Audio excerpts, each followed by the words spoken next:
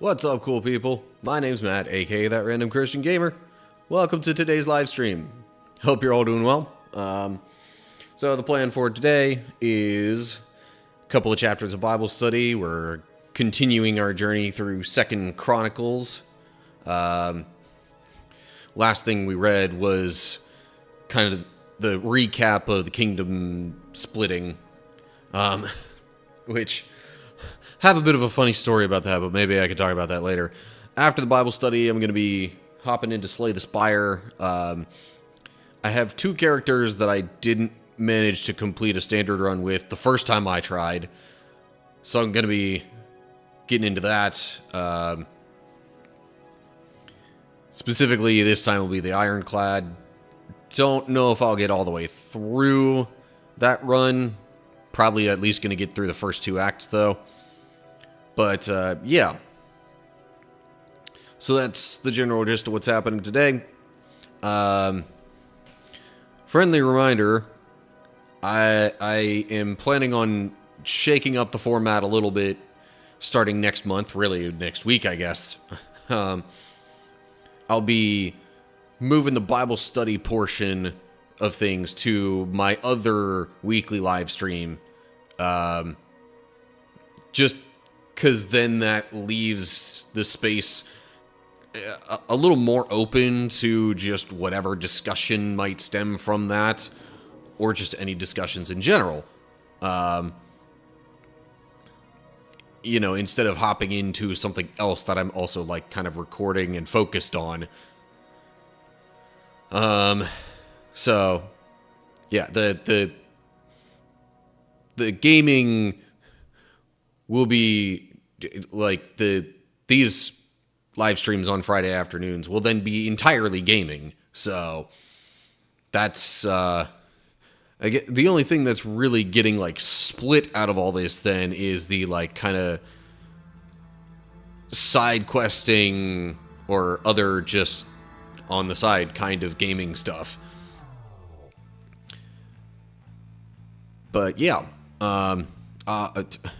remind me to make a bit more of an official announcement about that, either at the tail end of this stream or maybe shortly afterwards. I figure I should probably at some point put that out there on all of my social media. But anywho, so yeah, that's about all I've got for this stream and notes about future streams. Let me go ahead and run the early Twitch ad break, and then we'll hop into some Bible study afterwards, I guess. Meanwhile, let me talk about my sort of funny little story thing. Oh, crud. I gotta make sure I select the right window here. There we go. Okay. So my little story regarding Bible study stuff and the kingdom splitting is, I get that some people are against what modern day Israel is doing, but it seems like this has caused a surge of people just claiming outright that the nation of Israel essentially didn't exist until 80 years ago, which essentially their disagreement is with the Bible in that case, not with me. But of course, they see my videos related to the ancient kingdom of Israel, and then they're commenting on those all like, Israel never had a kingdom, blah, blah, blah. Have you read the Bible? And if you have, I'm guessing you don't believe the Bible, because it states it pretty clearly that the people of Israel, aka the descendants of Jacob / Israel, were actually, they did have a king, multiple kings at some point. So, yeah, anyway, I just find that weird. I might actually make a short video about that at some point. But anywho, yeah. Ad break is definitely done. So I suppose we're about ready to hop into some Bible study here. So we're looking at 2 Chronicles chapter 11 now. So, 1st and 2nd Chronicles, friendly reminder, is sort of recapping the history of God's people for the sake of communicating that information to the Israelites who have been exiled. Probably by Babylon in particular, but anyway.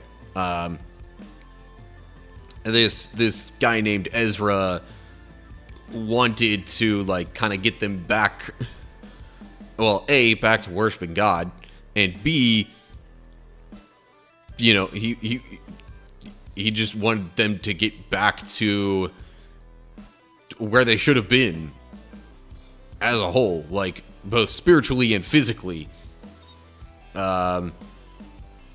So, he kind of goes back through what got them to the situation they were in. So, within this sort of recap of Ezra's, we've kind of hit the point where, like, just after the ancient kingdom of Israel split, you know, they had Saul as king, and then David, and then Solomon. Things were pretty good all throughout that.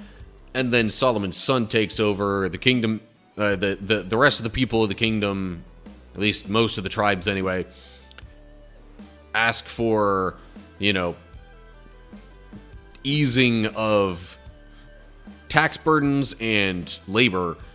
And Rehoboam, with some of his friends who he asked for advice, said, nope, I'm going to make things worse, not better. And then they said, okay, well, forget you. We're splitting off and making our own kingdom. So then suddenly, one tribe, Judah specifically, is left there under Rehoboam's reign, and all the rest of the tribes are their own thing now. So, that's where we pick things up here in 2 Chronicles chapter 11. Let's hop in. When Rehoboam arrived at Jerusalem, he mobilized the men of Judah and Benjamin, 180,000 select troops, to fight against Israel and to restore the kingdom to himself. But the Lord said to Shemaiah, the man of God, say to Rehoboam, son of Solomon, king of Judah, and to all the Israelites in Judah and Benjamin, this is what the Lord says. Do not fight against your relatives. Go back home, for what has happened is my doing. So they obeyed the message of the Lord and did not fight against Jeroboam.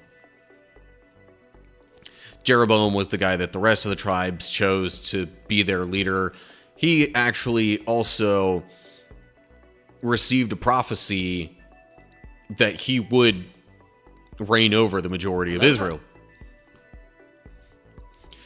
Hello, Crispy Hexagon. Welcome to the stream. Hope you're doing well. We're in the middle of some Bible study here in 2 Chronicles. Feel free to, you know, chat it up as you see fit. If I'm in the middle of reading something, it might take me a bit to get back to you, though.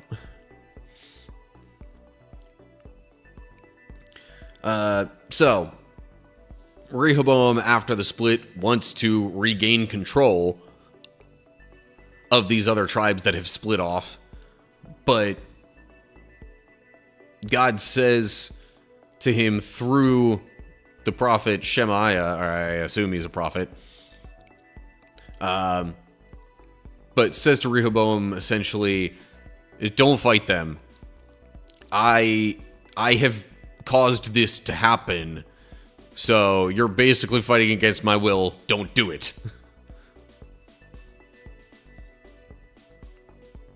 So, there's the general gist of that. Jeroboam is leading the other people as prophesied. And Rehoboam rules over essentially just the tribe of Judah, maybe Benjamin as well. But there's two separate kingdoms out of what used to just be one. Then we get to verse 5. Rehoboam remained in Jerusalem and fortified various towns for the defense of Judah. He built up Bethlehem, Etam, Tekoa, Bethzur, Soko, Adullam, Gath, Mareshah, Ziph, Adoraim, Lachish, Azekah, Zorah, Aijalon, and Hebron.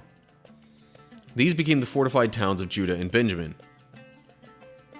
Rehoboam strengthened their defenses and stationed commanders in them, and he stored supplies of food, olive oil, and wine. He also put shields and spears in these towns as a further safety measure, so only Judah and Benjamin remained under his control. Just taking a look at what's ahead. Okay. So, yeah, he essentially, as I said, he's king over Judah and Benjamin. He's fortifying towns, maybe in part because he's like, oh great, now we've got some people, some of our own relatives who are mad at us, and more people who potentially want to fight us. Looking at chat, world's population was about 180 million people, so whenever you hear about a war where about 100,000 die, like Gideon or David, it's about 0.1% of the world's population fighting and dying. Would be like modern Israel fighting a war this year that kills 8 million people. Yeah, it's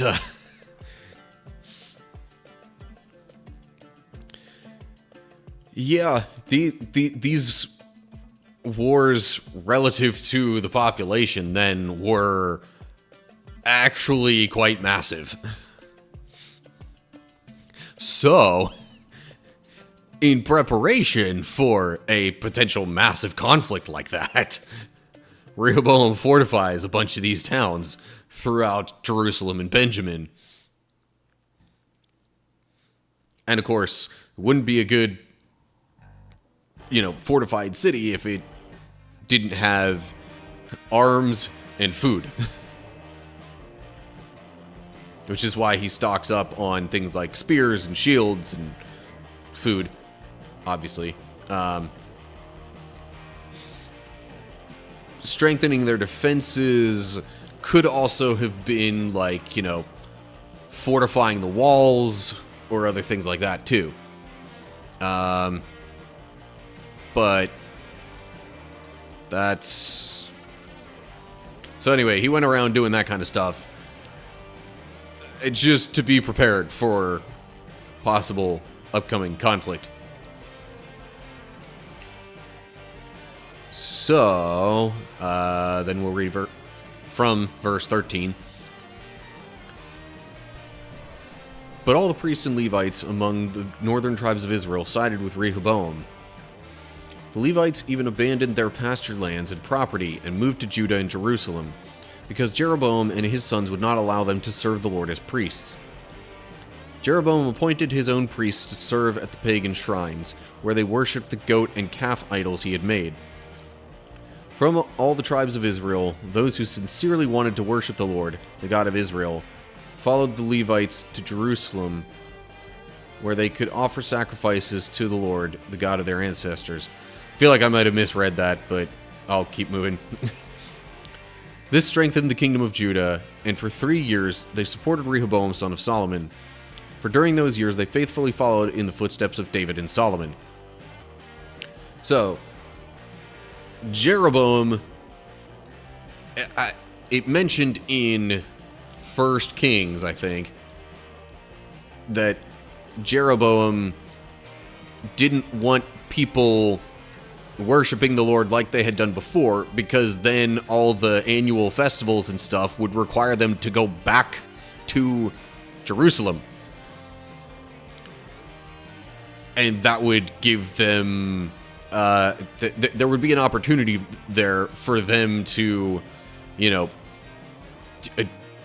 join the kingdom of Judah, and that doesn't help him out for his, standing as king. So, like, he made idols of different gods for them to worship. He chose entirely different priests who didn't worship the Lord. So then the actual priests who followed God went to Judah because of it actually being able to serve the Lord their God there.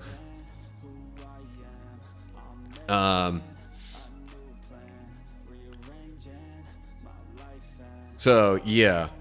For a second, I was a bit thrown off. I was like, wait, part of the northern tribes sided with Rehoboam, but it's the priests and Levites. Because they could actually, worship the God that they had been worshiping.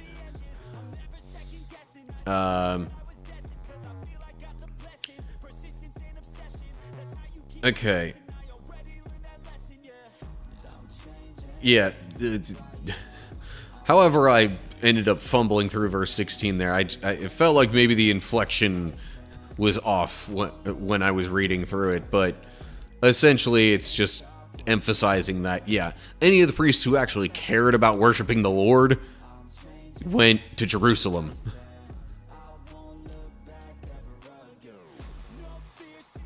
Or really anybody who cared about truly worshiping the Lord went to Jerusalem, I guess is what that verse is saying. And that obviously worked in Judah's favor, at least for a while. But it says it's only for 3 years. So after that, no guarantees that they were actually continuing to do things like they should have. Anyway, okay. On to verse 18. Rehoboam married his cousin Mahalath, the daughter of David's son Jeremoth, and of Abihail, the daughter of Eliab, son of Jesse. Mahalath had 3 sons, Jeush, Shemariah, and Zaham. Later, Rehoboam married another cousin, Maacah, the granddaughter of Absalom. Maacah gave birth to Abijah, Attai, Ziza, and Shelomith. Rehoboam loved Maacah more than any of his other wives and concubines. In all, he had 18 wives and 60 concubines, and they gave birth to 28 sons and 60 daughters.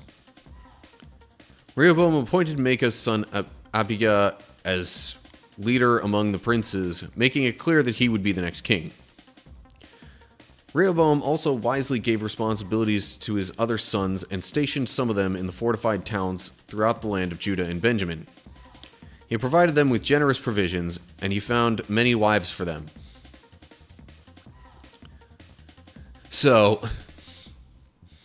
yeah, there's something that we don't necessarily talk about a whole lot when reading through the Bible, just the sheer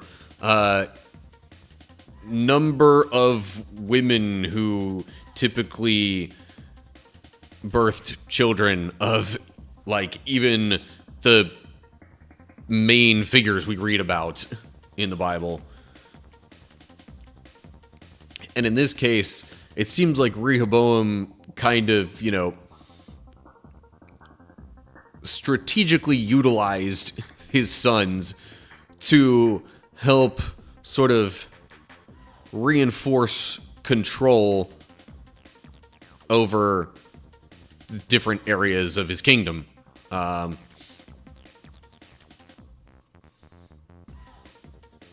So, I mean, since he had so many sons, I kind of understand the strategy of the way he's utilizing them.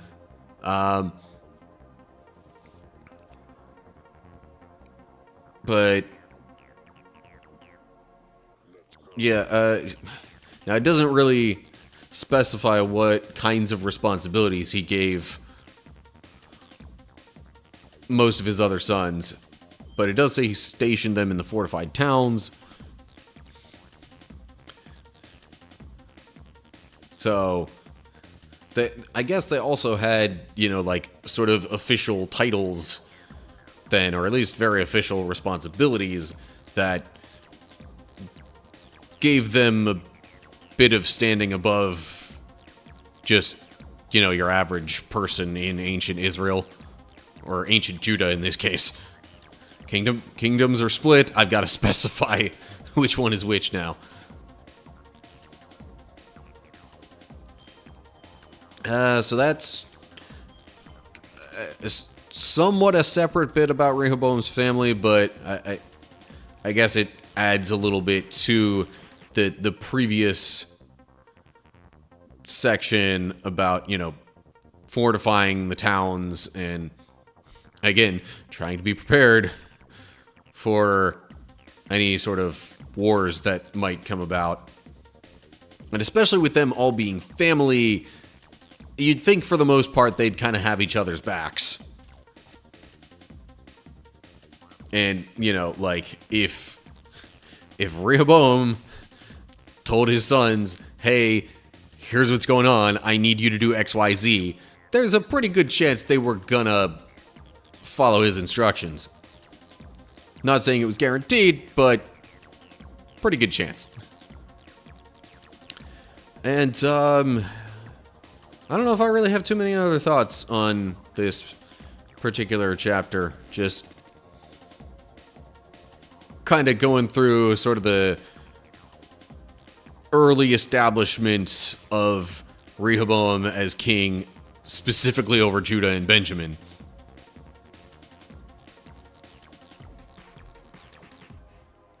Okay, so I guess I'll move on to the next chapter. That actually went kind of quick.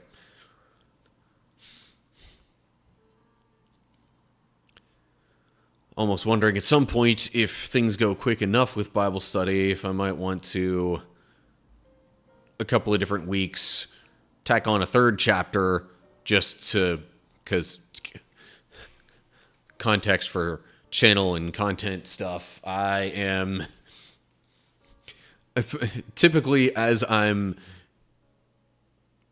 making these videos, I've got the next week's Bible study stuff set, but then what I'm actively recording is going to go for the week after that.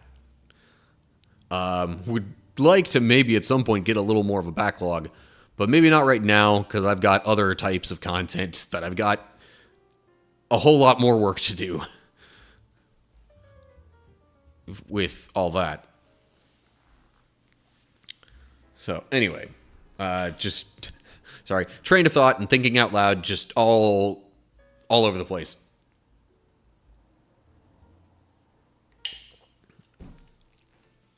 Or at least off on a tangent for sure.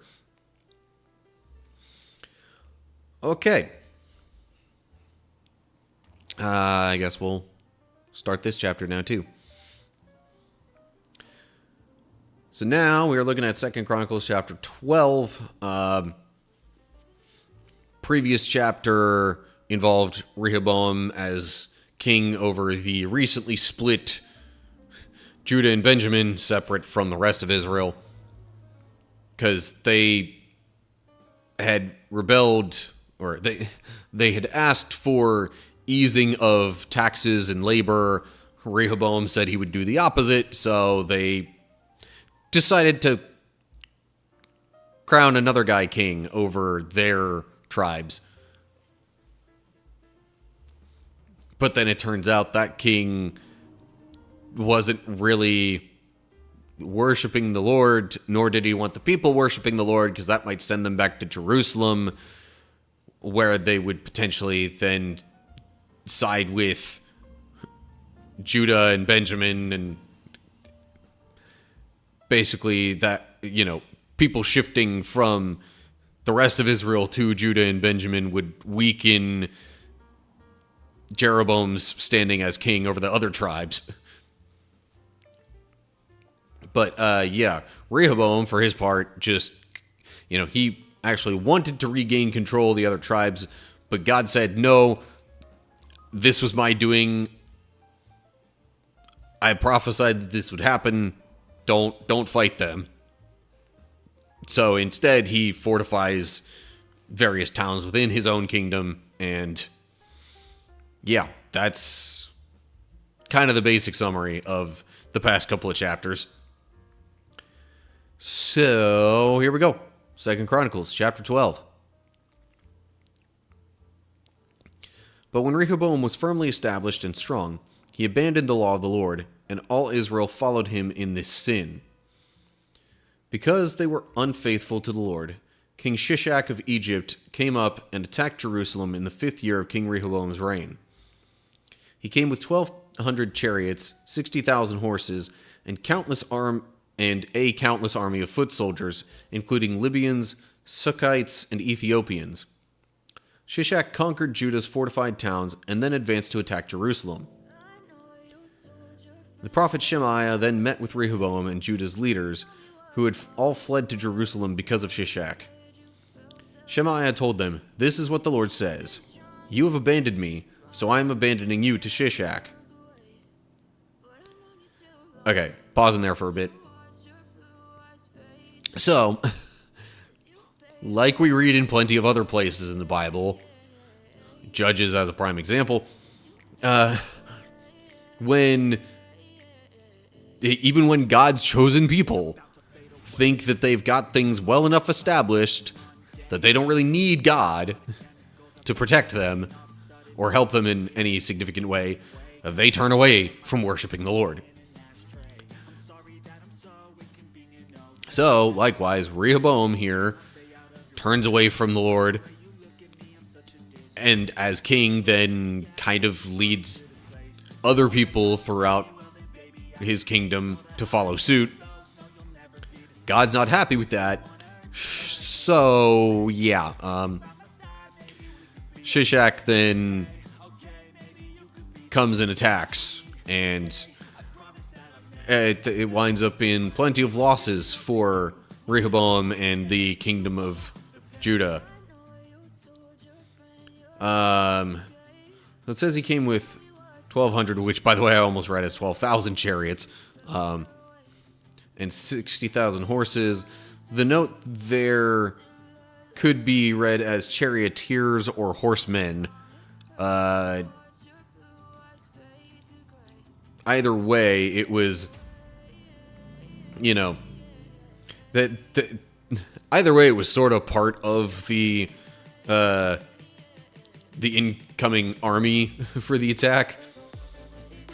This is just like noting different possibilities of the translation. And note there in Ethiopians, Hebrew says Cushites instead. It may not have been known as Ethiopia in that time, but it's supposed to be the same area, I'm pretty sure.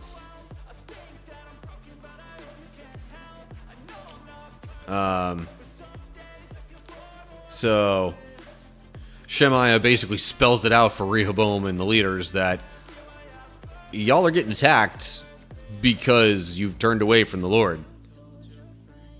So he has allowed this to happen. Okay, on to verse 6. Then the leaders of Israel and the king humbled themselves and said, "The Lord is right in doing this to us." When the Lord saw their change of heart, he gave this message to Shemaiah.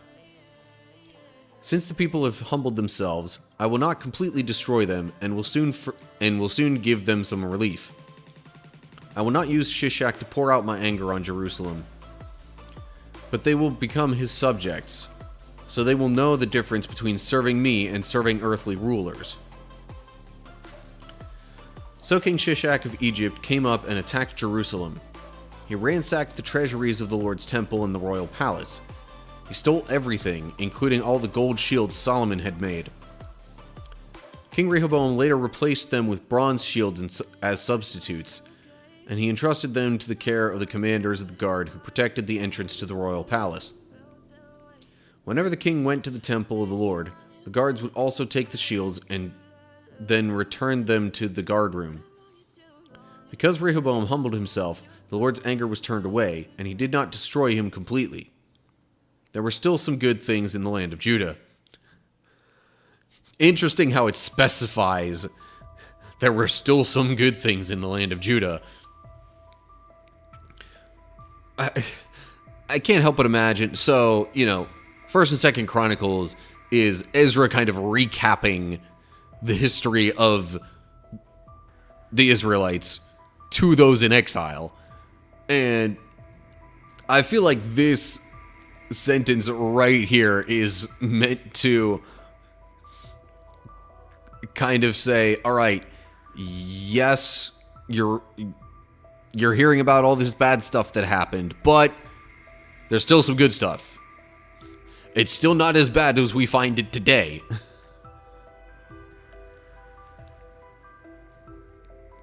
Or it still wasn't as bad. Anyway,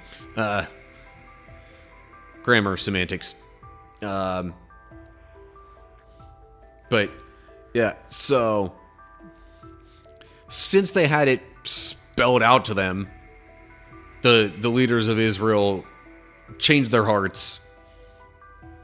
And because of that change of heart toward the Lord, then the Lord lessens the punishment, I guess. Rather than being utterly destroyed, the people, I guess Jerusalem is then more like, I don't know if subjugated is quite the right word, but at least temporarily put under the rule of Shishak, who, by the way, takes a bunch of valuable things from the temple and the treasuries, and so there was a significant drop in the wealth as well for, Rehoboam's kingdom.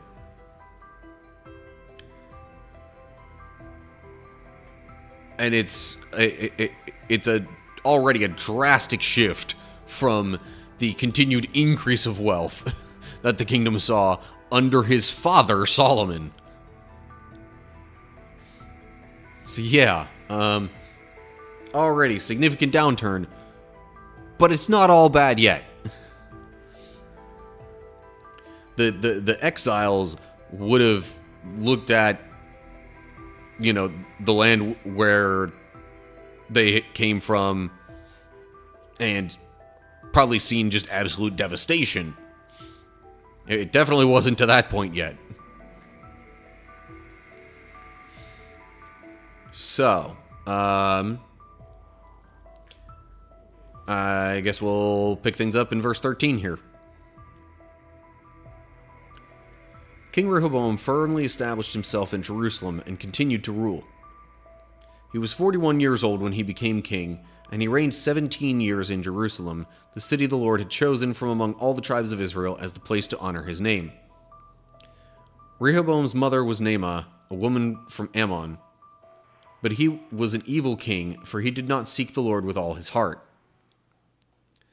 The rest of the events of Rehoboam's reign, from beginning to end, are recorded in the record of Shemaiah the prophet and the record of Iddo the seer, which are part of the genealogical record. Rehoboam and Jeroboam were continually at war with each other. When Rehoboam died, he was buried in the city of David. Then his son Abijah became the next king. And that's actually the end of the chapter already. So it's like, yeah, even though he started off worshiping the Lord, and after falling away for a little while and getting attacked, changes his tune towards God, at least for a little while, overall, he didn't really seek God throughout his reign as king. Certainly not to the extent that he should have. And because of this, verse 14 describes him as an evil king. like, maybe not so much evil in the way we would tend to think of evil as, like, you know, mwahaha, I'm going to plan all these vicious things against people. Then again, he did say that he was going to increase the harsh labor and the taxes from what they were under Solomon, so maybe he wasn't great on that front either. But the main factor is that he didn't seek the Lord with all his heart. That's the reason why it says he was an evil king. And especially if you're going to be a ruler of God's people, then yeah, that should be the main qualifier. Now it mentions he and Jeroboam constantly being at war, so I guess eventually there was, you know, a move away from God's command on that front. Because God had said earlier, just in the last chapter actually, do not attack your relatives, you know, fellow Israelites. But they fought against each other at some point. So, yeah, there's the recap of Rehoboam's reign. It, yeah, would not call that good. Definitely a significant downgrade from Solomon's time as king. And that's where things really started to move towards what the exiles would have known the kingdom, or at least the land that their ancestors inhabited, to be like. By the time they're hearing this, they would have seen absolute devastation looking around what was the Promised Land. But still not that bad yet. Getting there, though. In fact, I almost wonder if that sentence was put in there purely to kind of say, like, okay, yeah, this sounds really, really bad, and it is, but this is not the worst that it gets. Anyway, yeah. So, I guess that's it for 2 Chronicles chapter 12. Okay, you know what? How long is chapter 13? Because, slightly longer.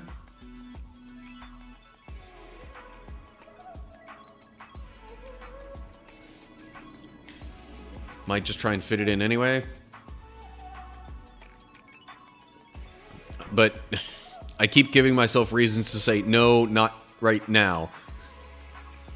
Because along with the backlog of certain things like short videos that I still have to make, I also am running a bit low on storage space on my computer. So, yeah, maybe not make too many more videos than we gotta right now. Okay, so with that in mind, I think we'll put a wrap on the Bible study portion of the stream.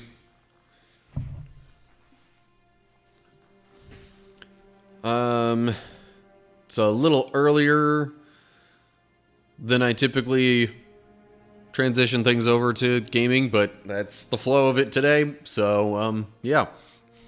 Go ahead and run another quick ad break on Twitch, and then we'll hop into Slay the Spire, I guess.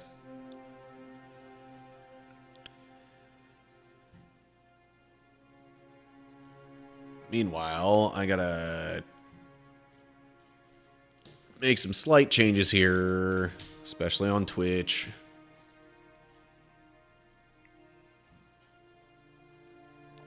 Okay. I got that set. Then I'll pull this up.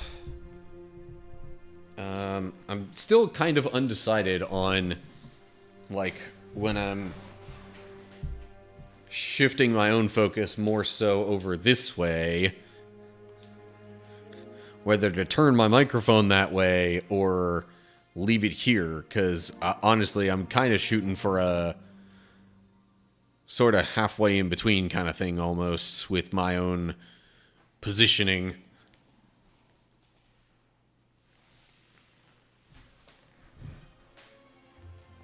I will adjust my stand here at least.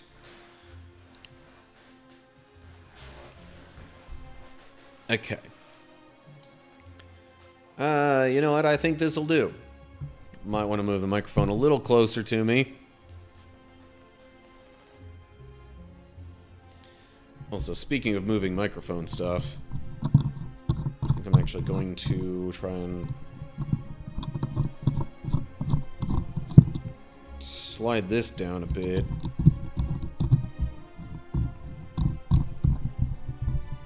This way it'll cover a bit more of the microphone. Okay. And I guess I will go ahead and get this rolling.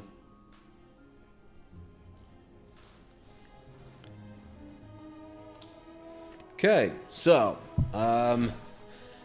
I think it's about time now I revisit some of the characters I have not made it through a standard run with. So I completed it with the Silent and with the Watcher. Have yet to do so with the Defect or Defect. I'm still not sure of the pronunciation there. But also not the Ironclad. I'm gonna go back to the Ironclad, because, A, that's just where the rotation would fall next, and B, the Ironclad was the first one I tried, and I didn't really know the game. I wasn't as familiar with it right then. Oh, hello. Okay. Yeah, I'll take increased max HP, because, again, like, the early enemies aren't terrible. For the most part. Now, realistically, I probably want to go more so for, like, events and elites. And with that being the case, I'm probably only hitting one. I guess if I go to the left, I can fight two elites. So yeah, honestly, I think I might just stick along the left-hand side the whole way. Okay. Battle starts. Okay. Enemy's planning to buff itself and not attack me, so let's get some damage in there.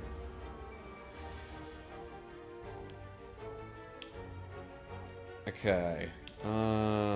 Strike. So that does 9 damage.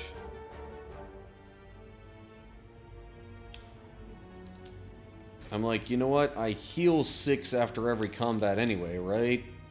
Yeah. So, let me get more damage in while the getting's good.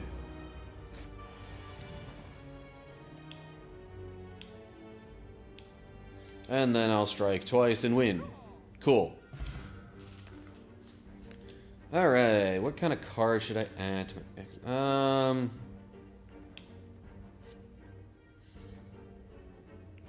Better block gain is nice. And honestly, at least given what I currently have, I'm not the biggest fan of either of these cards.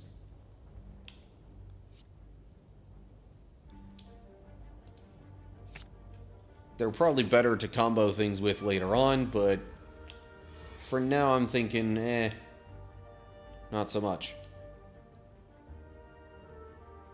Okay. Gain some block and draw a card. I will then bash this one. And that'll end that turn. It's now vulnerable. So one strike will get rid of that. Do another strike on this one. Just cuz. Plus that means it's not going to coil up now. So we'll do that and win. Okay. Bloodletting. Lose 3 HP, gain 2 energy. I know there's a card that does things when I lose HP from playing other cards, but I don't know if that's really how I'm gonna work this here. So, let's add flex. Alright. Oh, we got a merchant here. Okay. Bit of an early visit to a merchant, so I can't afford a ton of stuff. Whenever you draw a status or curse card, deal 6 damage. I don't really have any of those yet. Whirlwind could definitely help with the multi-enemy battles.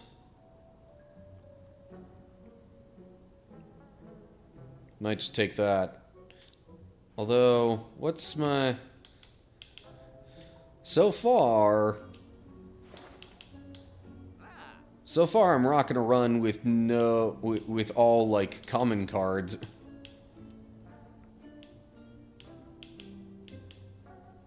But I feel like that's not something I should necessarily try and do right now. I'm just trying to get through it, not going for an extra challenge right now.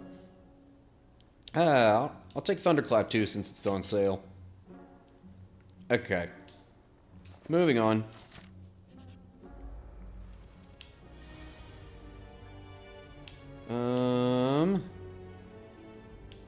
I tell you what, I will strike once, block twice. So I only take 1 damage here. Flex, yes please. 6 damage and 1 vulnerable.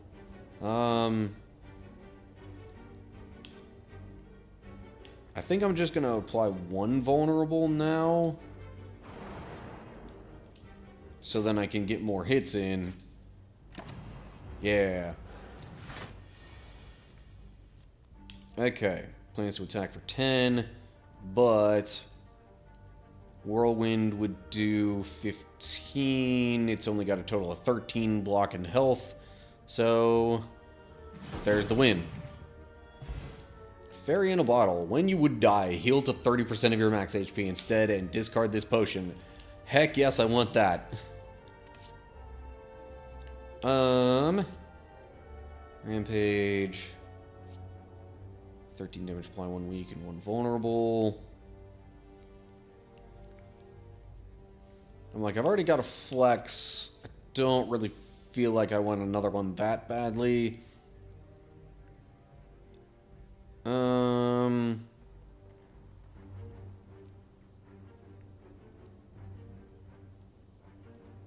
Let's go with... I think I'm actually gonna go with Uppercut. Because applying weakness has multiple ways that could help. Okay, bash and strike.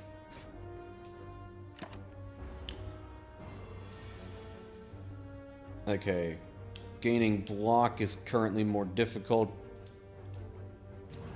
but that is okay. Now it's gonna split.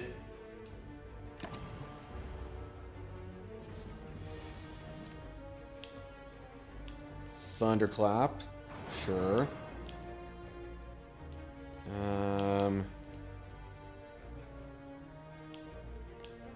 So I can deal 19 damage to one of them. Also, make it weak and one more turn of vulnerable. I think I might do that.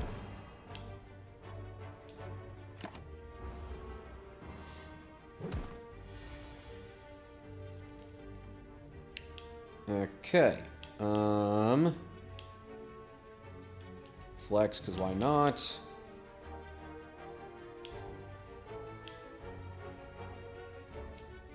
I really should probably get rid of the one that's already low. Sure. I'll exhaust this slimed card, and there we go. There's that turn. Plans to attack for 8. I can only gain 3 block. Yay.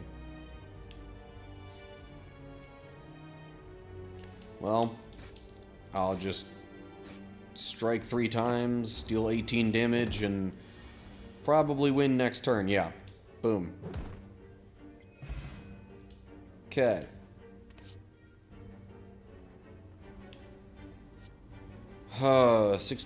Does extra damage for all of your cards containing strike.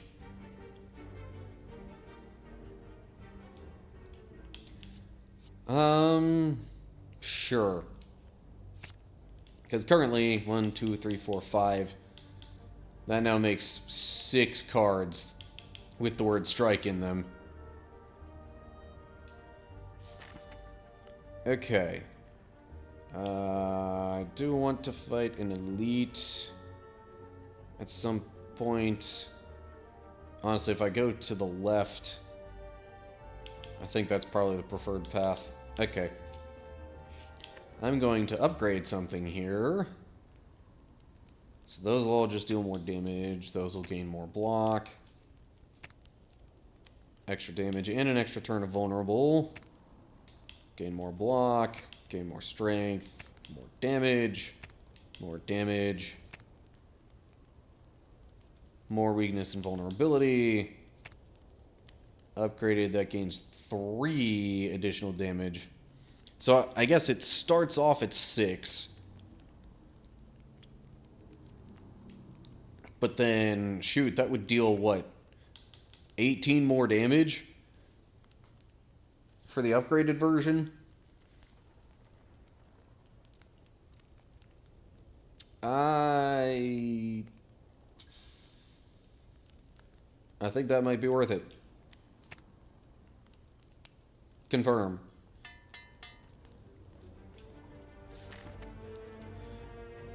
I'm not intentionally trying to, like, speed run this. I think I'm just, like, familiar enough with the game and what all happens that, like, I don't have to think as long about what I want to do. Heavy blade.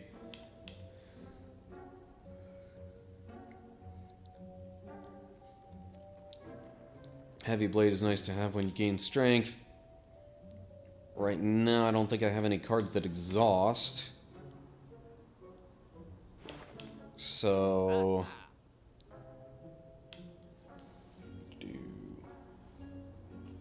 top card of your draw pile and exhaust it.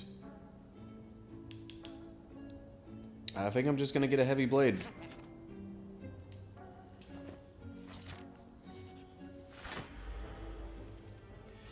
Oh yeah, 24 damage. But do I want to do that right now?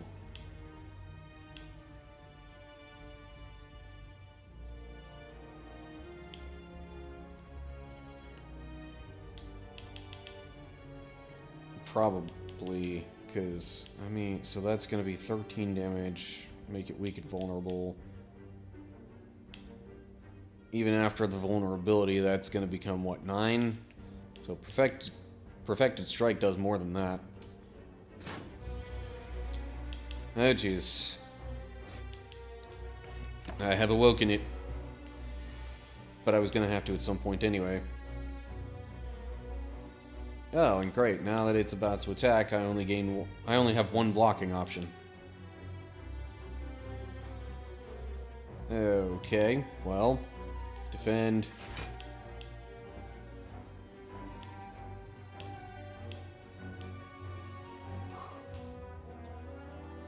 So it's going to be 4 plus probably 9 with the vulnerability. That's only 13 damage. This is going to deal 14. Let's go with that.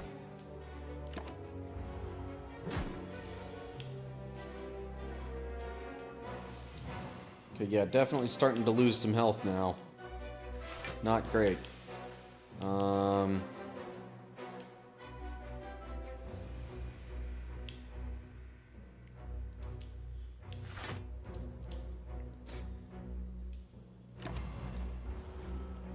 this is why just going for elites all the time isn't necessarily the best idea. Because some of them are quite troublesome. But I have made the enemy vulnerable to this attack, which now does 36 damage. Okay. Siphon Soul, strength down, and dexterity down. Oh, yay. Alright, well then... you get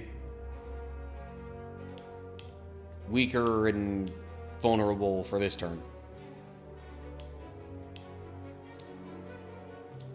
Okay. Should be able to deal enough damage now to win this.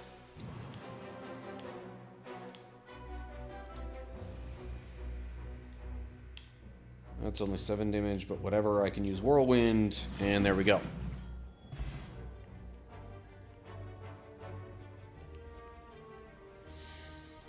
Got some gold, Smiling Mask. Card removal service now always costs 50 gold, okay.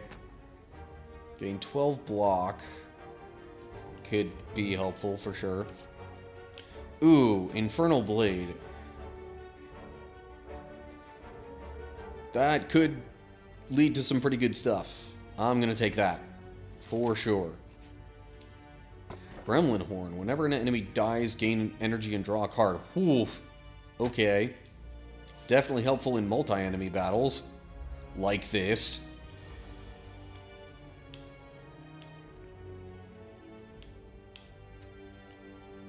Alrighty, so which one of y'all has the most health here? Looks like one of you two in the back.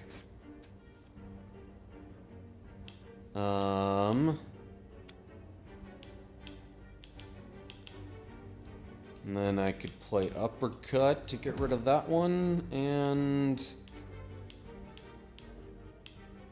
not totally going to be able to get rid of another one yet, so... let me take a little less damage this turn.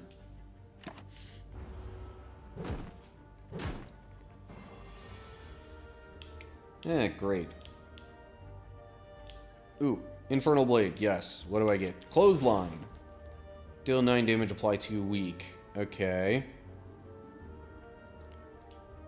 If I do that to this one, it dies. So now I have 3 energy. I can do this. That one's gone. Gained another energy. And I can deal 4 damage to this one, and yeah. Okay, perfect battle to get some use out of the Gremlin Horn.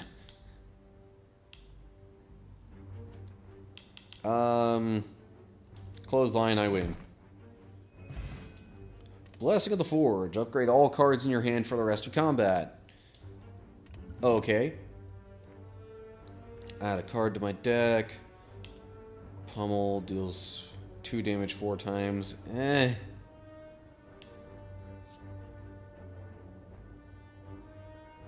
I guess dealing damage multiple times is helpful against enemies that like the one kind of bird where you have to hit it 3 times in a turn to get rid of its damage reduction effect.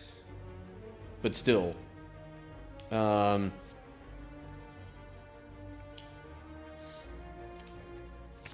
If you just have more stuff that damages everything, that pretty much covers your bases on that, really.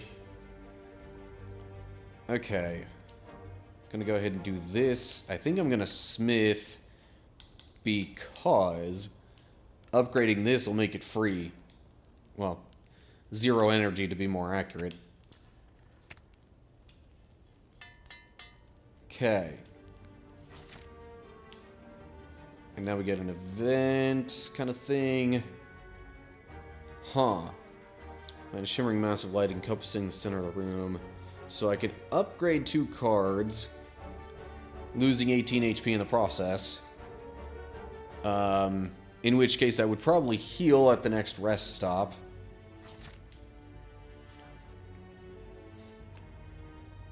Yeah. Because I would consider upgrading 1 card at the next rest stop anyway if I don't do it like this, so... Yeah, I don't get to choose them, but still, there's nothing that I'm too heavily favoring at this exact moment. So let's go ahead and do that. Okay, uppercut and strike got upgraded. And I just realized I didn't even read the introductory thing there. Okay.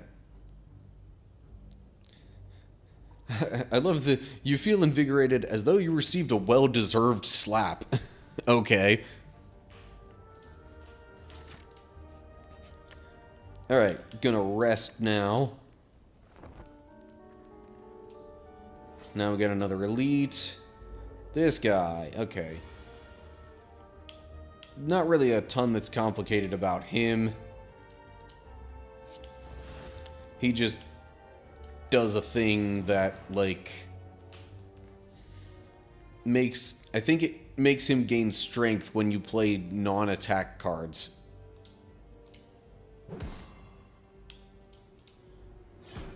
But I'm gonna deal a bunch of damage right now. And it is currently still vulnerable.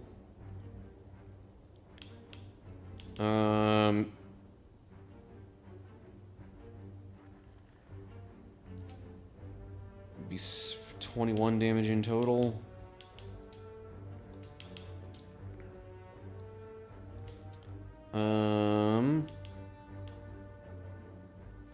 Tell you what. Because I hardly ever use these blessing potions, I'm gonna go ahead and do that. So that's now 13, 26. Total of 38 damage that I would deal like that. Going for it. Okay. Ouch. But it's okay because I win. 32 gold. Ink bottle. Whenever you play 10 cards, draw a card. Okay. Armaments is nice. Reckless charge is nice because it costs 0. What's the upgrade for that? Deal 10 damage. But armament, the upgrade for armaments is too good to pass up in my mind. Although I don't think I'm going to do that right now, because I'd rather be better prepared for the final boss here.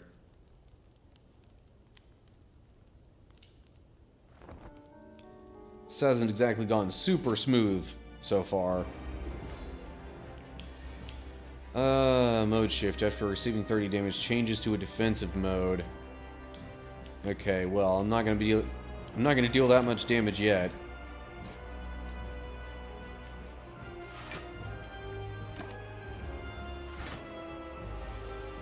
Oh, jeez. Dropkick. Deal 5 damage if the enemy has vulnerable, gain energy, and draw a card. Okay. So I can use uppercut to make it vulnerable. Do that.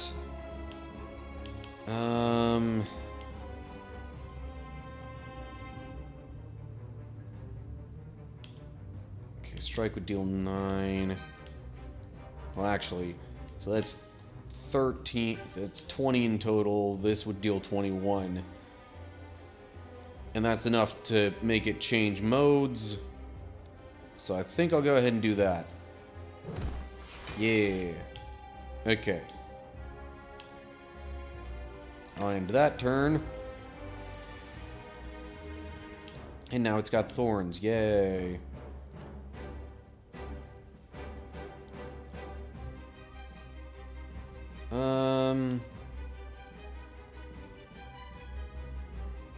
Tell you what. Can you... Well... Okay. Flex. Shrug it off. Nice. Perfected strike.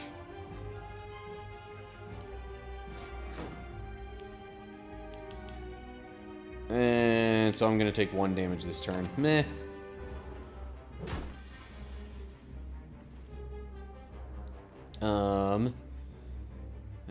4 damage and apply 1 vulnerable. Deal 8 damage and apply 2 vulnerable. Or let's see what else I get. Another perfected strike. Big hits are probably a good idea at the moment, rather than multiple smaller hits.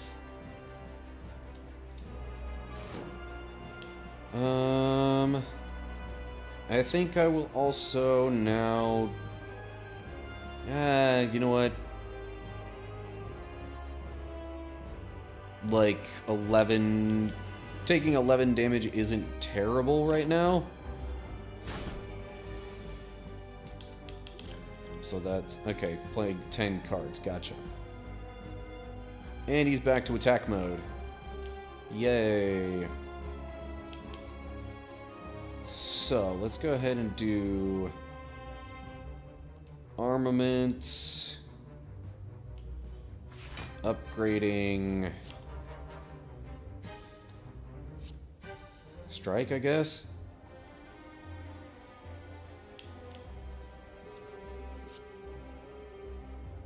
That's 8 block. That would put me at 13.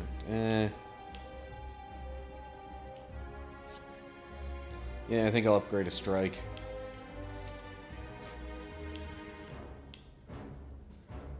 And then...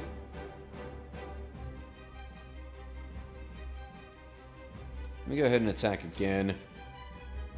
And I will use this block potion. So, we're gonna take like 3 damage this turn. Okay. Let's see here. We've got flex. Which means uppercut will do a bunch of damage.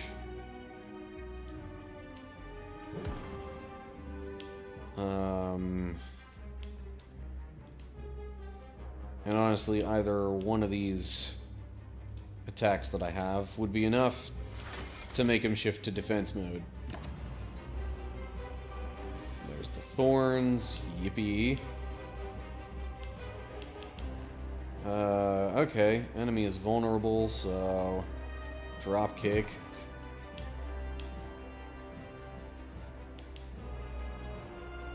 Defend. And, ooh, hello, perfected strike. Heck yeah. Boom.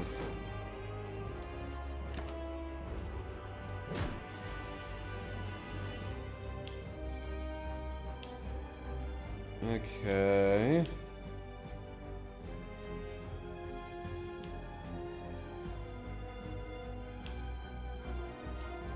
Do that.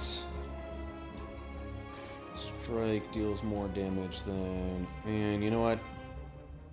I could extend the period of vulnerability a bit.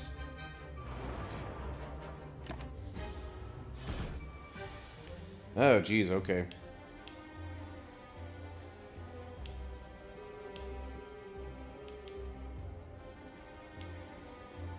Uppercut deals 19, and then strike should be enough.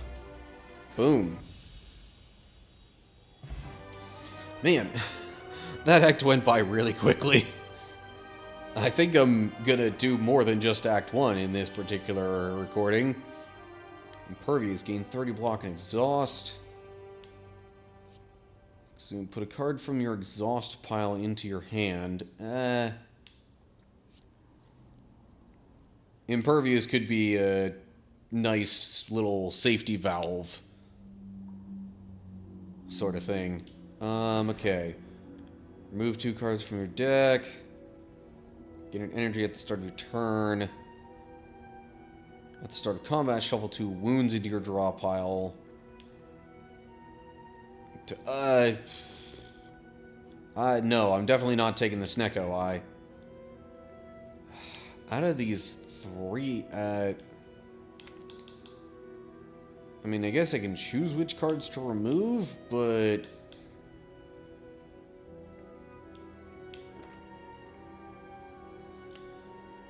so wounds are the ones that are just straight up unplayable.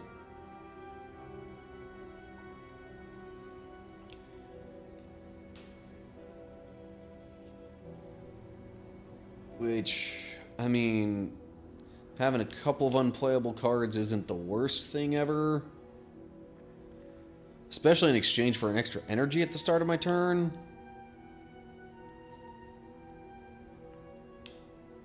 I think I'll go with the Mark of Pain.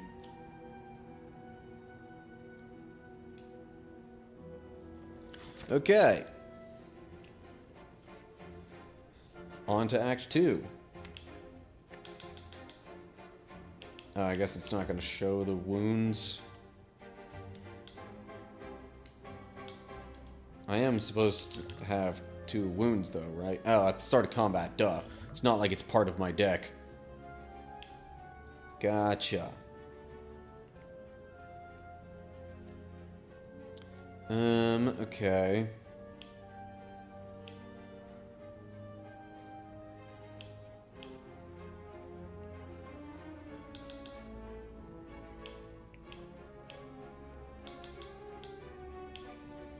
Well, it seems like if I really wanted to fight the most elites, I'd stick kind of close to the middle.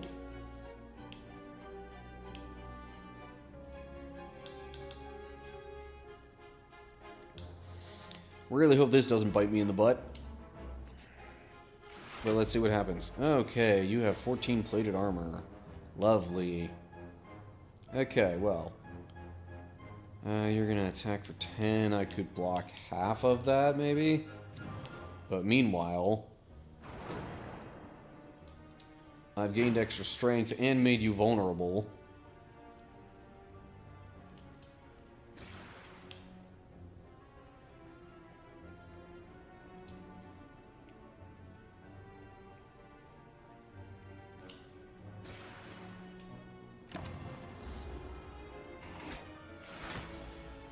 Your plated armor is now also reduced.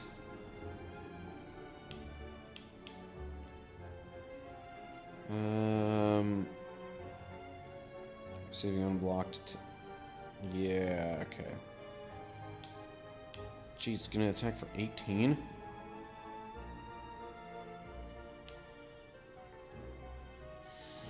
But if I use uppercut, I mean, shoot, I have to do all attacks right now. So it's weak, which means it's going to deal less damage to me, and it's vulnerable, which means it'll take more damage. That's going to deal 36. That's the most I'm going to get out of any of these options. Okay. Infernal Blade gives me Rampage.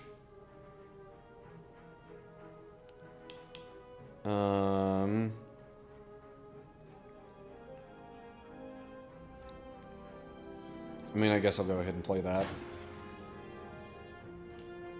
Gonna use Armaments on Shrug It Off. And I just drew another... Wow. Pretty much all defensive cards that time. Well, mostly defensive cards. Okay, Thunderclap. Strike.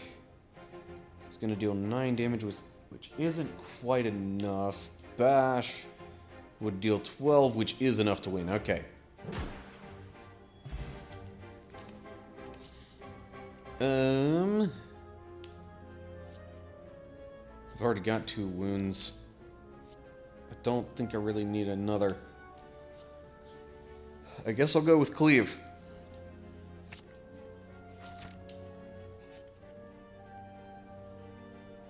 Ah, yes, the old beggar. I mean, I could remove a card from my deck. For 75 gold.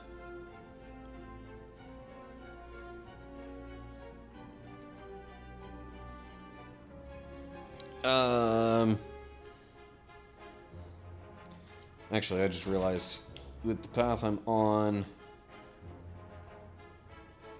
or at least that I'm intending to follow, I'm not sure I'll get that many chances at a shop here. So you know what? Let's do that. Yeah, so the old beggar turns into this guy, for any of you who didn't know. Also, note that it says, the wording says to reveal that he is cleric. Like, I guess cleric is his name? And it's the same guy who comes up to you in a different event and just says, I am cleric. Anyway. I will, I think, just get rid of a regular strike card.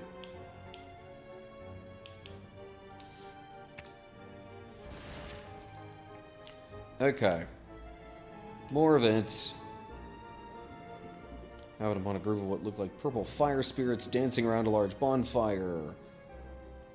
Spirits toss small bones and fragments. Okay. Which means now I gotta offer another card.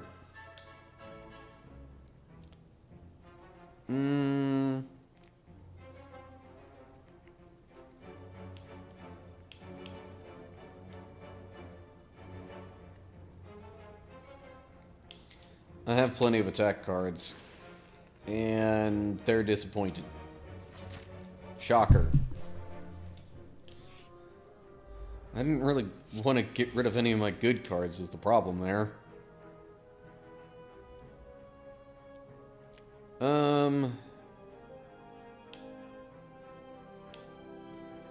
Alright. Tell you what. Impervious.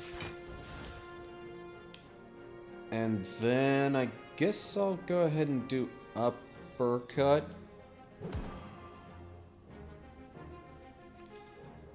Definitely not taking any damage this turn. Oh, yay. They want to hex me.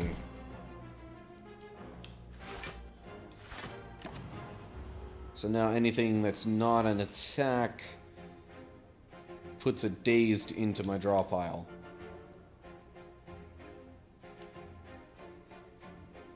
Hiya! 27 damage. And now I could play both of those to not take any damage, or I deal a total of 22.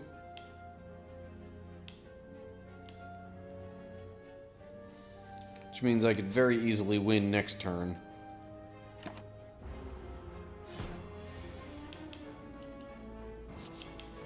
Anger.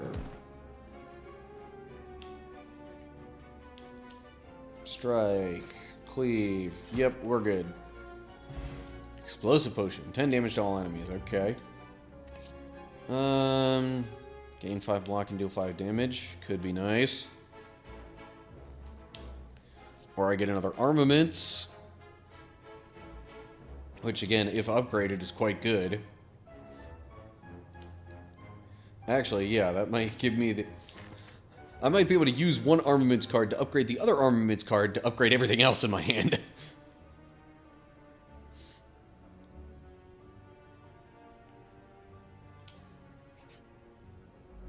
Uh-huh. Alrighty. Infernal Blade. Headbutt. Okay. Put a card from your discard pile on top of your draw pile. Gotcha. Thunderclap. Headbutt. So now Thunderclap is back on top of my draw pile.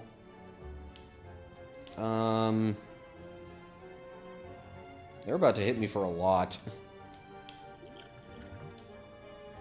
Explosive Potion. Okay, so it does 10 damage straight up, even if they're vulnerable. That's 12, that's 13, that's not enough to get rid of either one of them.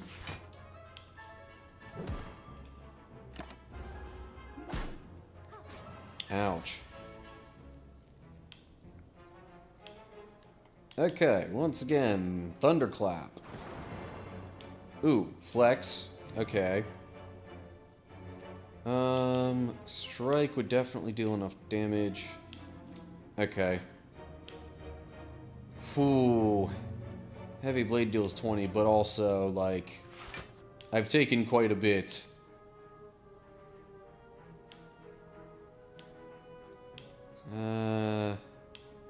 You know, maybe now I'll use Heavy Blade.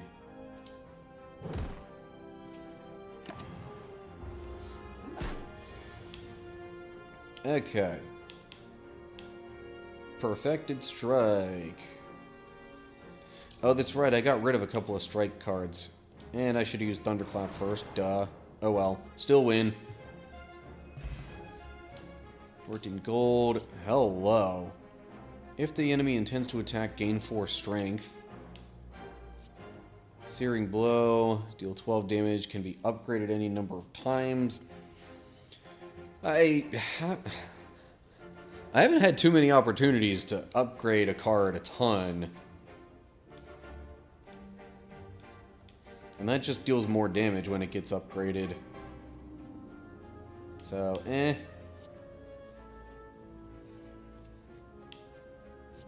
Can only be played if ever...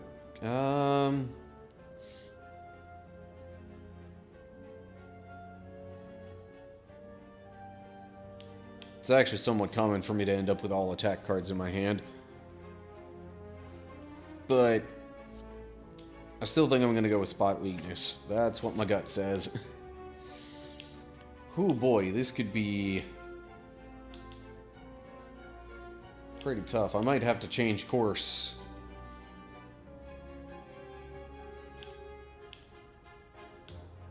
Either that, or I head to the right now and heal, and then gives me a better chance of being able to make it through this kind of branch that you see going from the left through the middle to the right up here.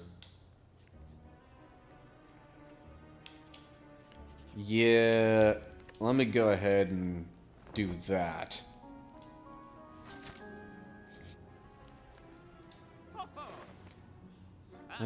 Still can't buy any relics, jeez.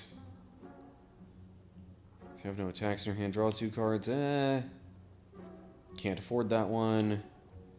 I can afford Metallicize. Which is pretty nice to have.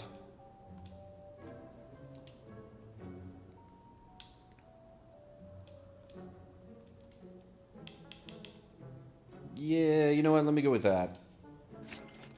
And then...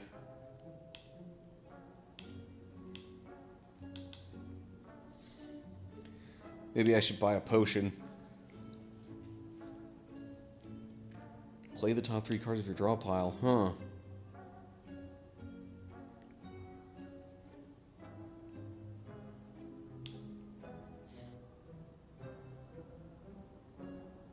You know what? Sure. Distilled Chaos. Sounds like fun. Okay, this guy.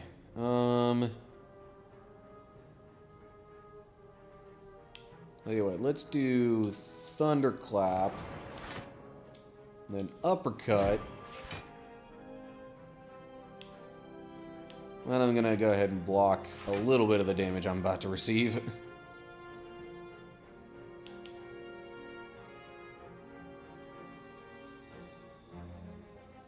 Either that or I just go ahead and use the Distilled Chaos right now. You know what? I'm going for it.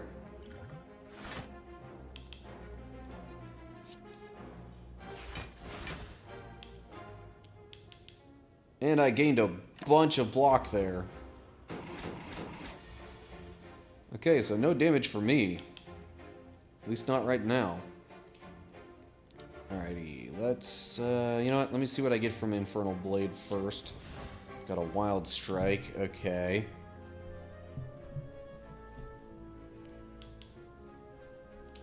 I'm gonna use Armaments, upgrade Flex, play that, Wild Strike, Normal Strike, and Spot Weakness doesn't really apply here.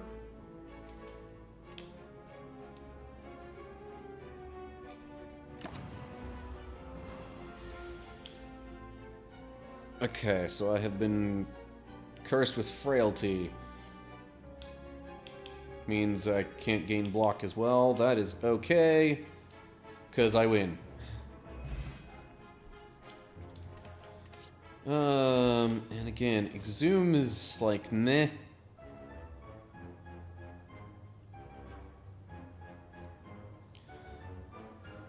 Although it would give me a chance to regain that one card that gives me 30 block.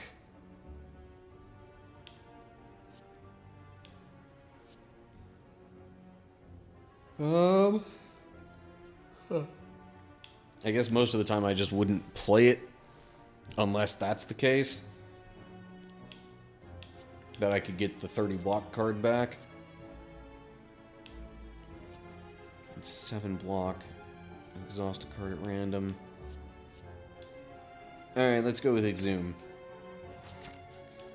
And honestly, if I have to get rid of a card coming up, it'll probably be that. Whenever you add a skill into your deck, upgrade it. Okay. So now I think I'm going to go to the right.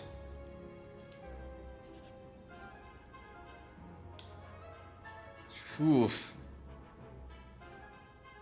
I don't know if I want to lose 22 HP right now to only gain 5 max. I don't really like Decay either, but still. Oh, lovely. Okay, Flex. Thunderclap. Gonna strike this one up front because it's got the lowest health, which means I could probably get rid of it quicker. Okay.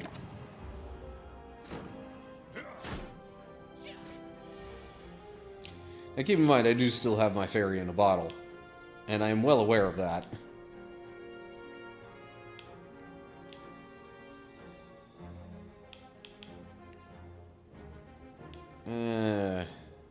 I can't deal as much damage this turn. Yay.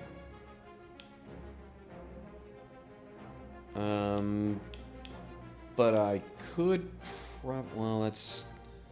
So that'd be 6 damage, making it vulnerable. 10, nope. Okay. Let me go ahead and play Armaments. I will upgrade... Oddly enough, the block card. So I could gain more block from that. And then...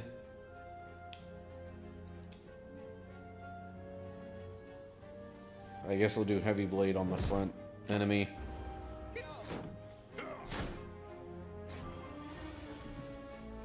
Oh, hello. Okay, well, let me do Thunderclap, make them all vulnerable. Cleave. I think we'd get rid of the enemy up front then. Oof. Whirlwind. Would deal, like, I guess 7 for each hit, so that's like 21.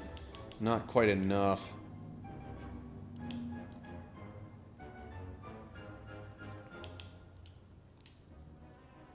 But I could do 27 plus 9. Get rid of that one. And then I guess defend. So I don't take 12 damage.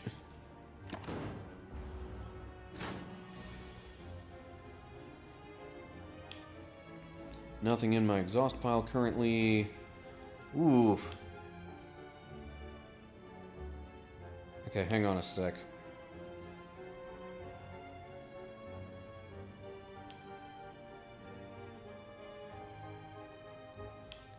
Let me see what I get from Shrug It Off. Metallicize. Okay.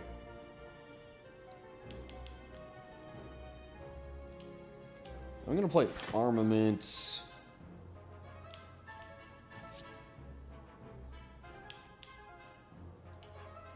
I think I'll just...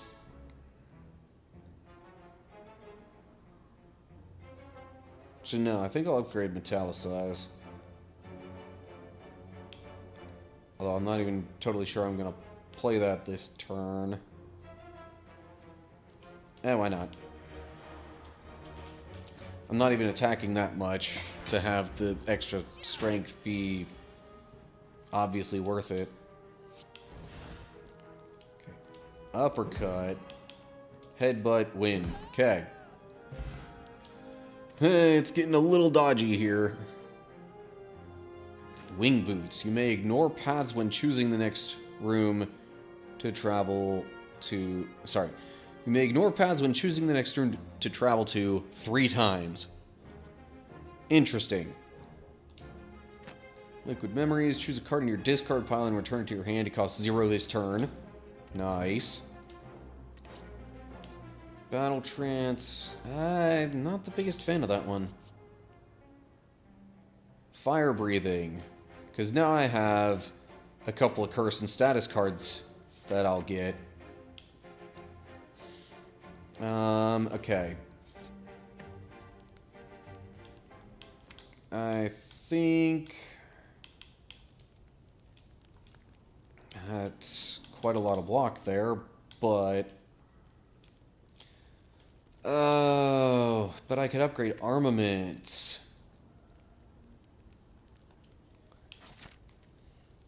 But then I probably have another elite coming up. And then another battle after that. I'd rather heal so I can have a chance at the relic from the elite.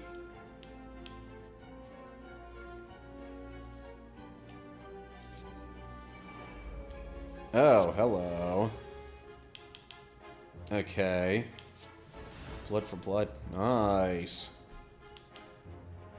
So let's do Thunderclap.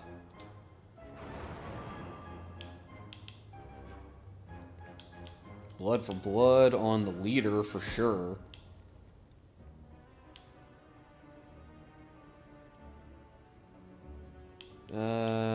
Defend, strike, whirlwind.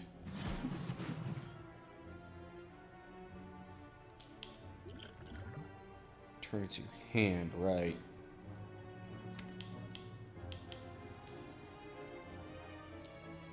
Okay, I'll end that turn.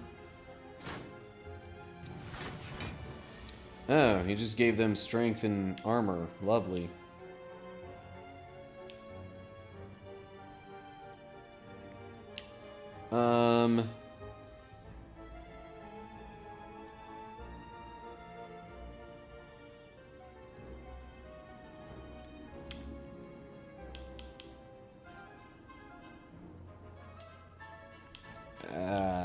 Hang on.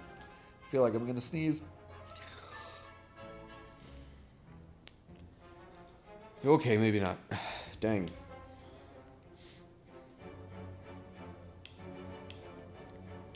$14. That's 8.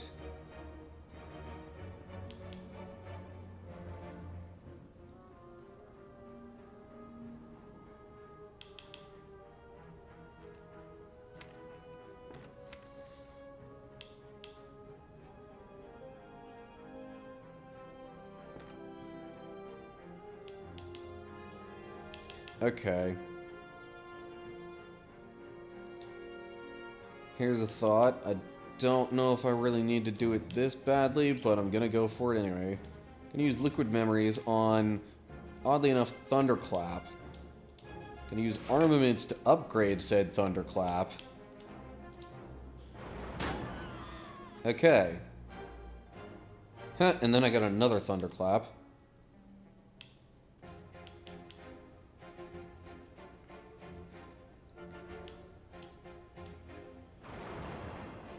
Okay, so then I will use Strike on this one. Ooh. Uppercut there. And then I guess Defend.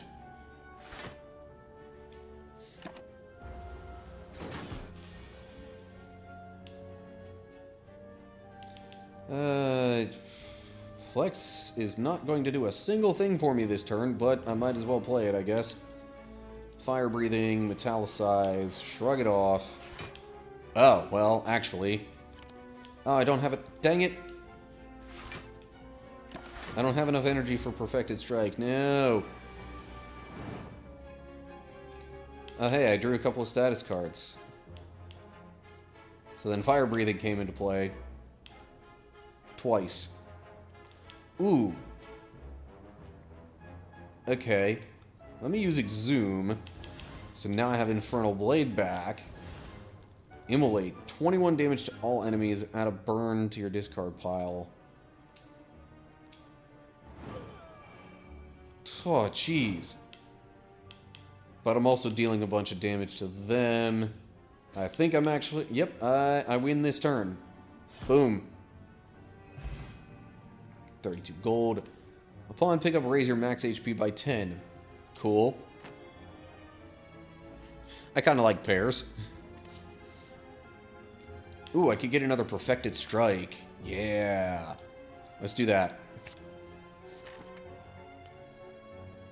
And now I could do a normal battle, or I could use my boots, my winged boots, or whatever they're called.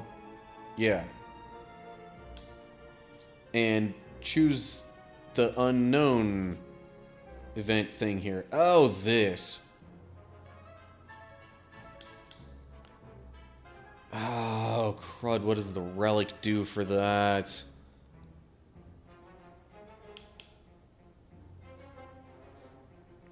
Lose 3 HP, gain 2 strength. Alright, transform 2 cards. I would probably choose one of my defends at least, if not both of them. For that. I wonder if I could transform Decay.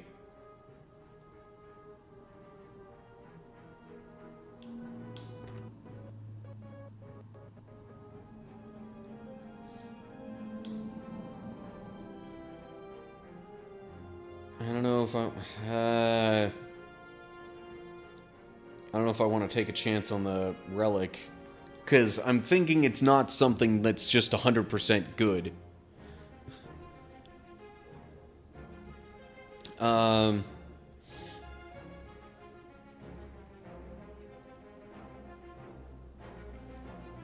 But I can't remember, honestly, so...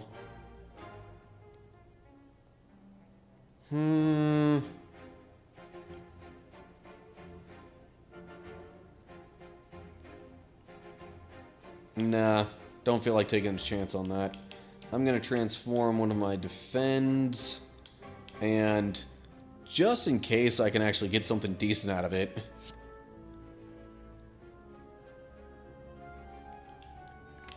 Okay, so those became Writhe, which means I don't lose any health, and I guess another Heavy Blade. Okay, that's not bad. Okay, now...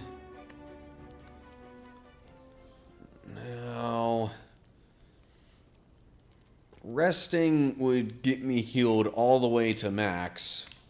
Smithing, on the other hand, I could finally upgrade armaments like I've been wanting to do.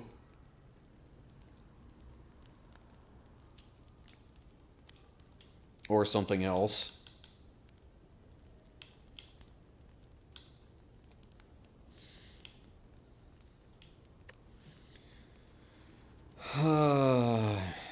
Which boss is it?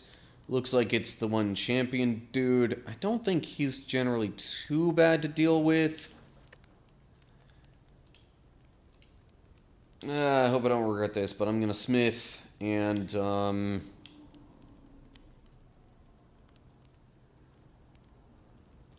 I believe I will upgrade one of my armaments cards.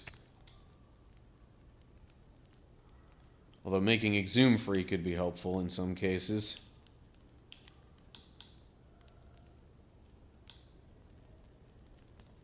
But no, going for armaments. Okay.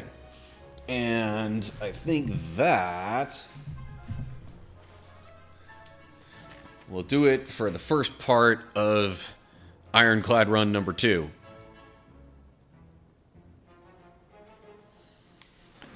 Alright. Gonna run the Twitch ads so they don't, like, interrupt what's probably going to be the rest of the run. Meanwhile, I could take a slight break and whatnot.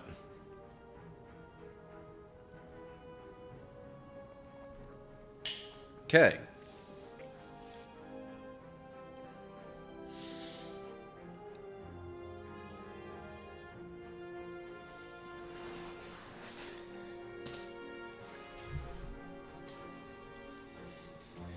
You see, as I look a bit on playback of myself, it looks to me like I look really slouched over.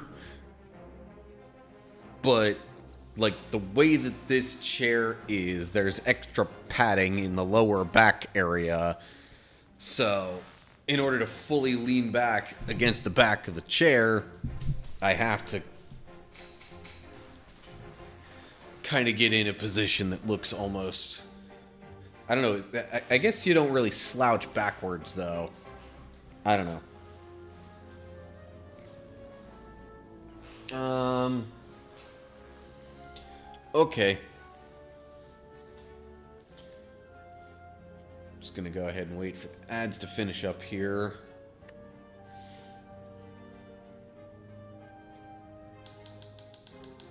I see no particular reason to change any of the input settings.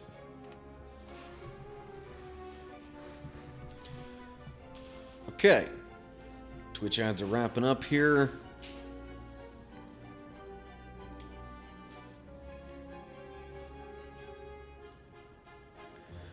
Okay. So I don't know if I'd call this a speed run per se of an Ironclad run that I've been doing here, but it's definitely quicker than last time. I'm about to get into the Act 2 boss here, and I think I might go all the way through the end of Act 3. Okie day, let's see here. Infernal Blade. Gives me a headbutt, okay. We'll do Flex. And then headbutt, I guess, to put Flex back on top of my deck.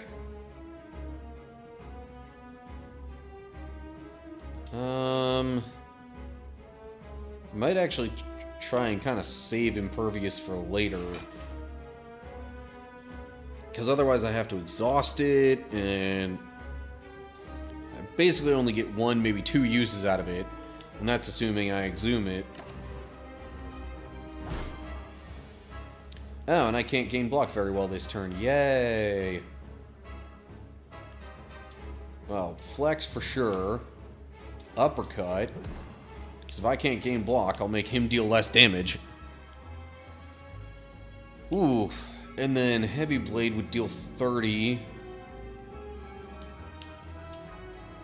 Or I do Strike, so I also have Metallicize. Especially for a boss battle, I'd rather have Metallicize in play.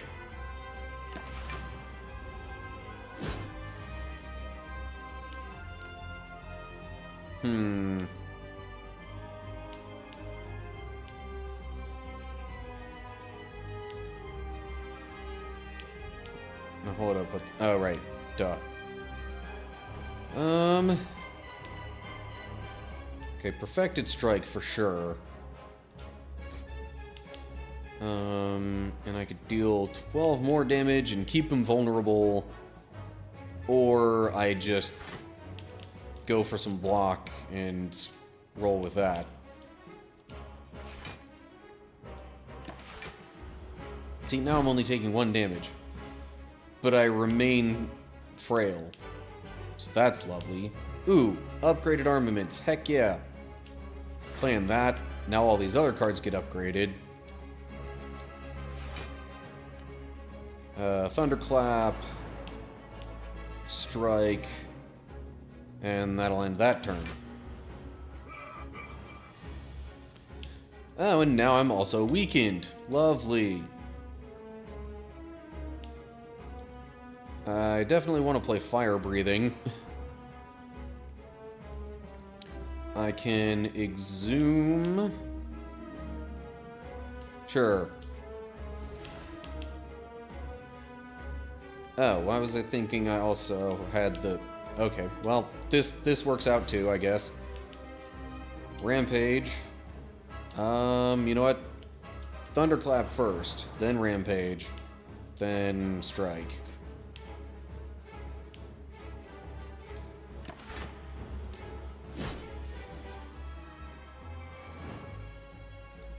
And of course, the moment I have Spot Weakness in my hand,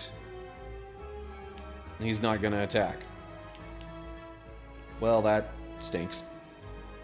So I guess I'll play Rampage and Defend and Perfected Strike. Yeah.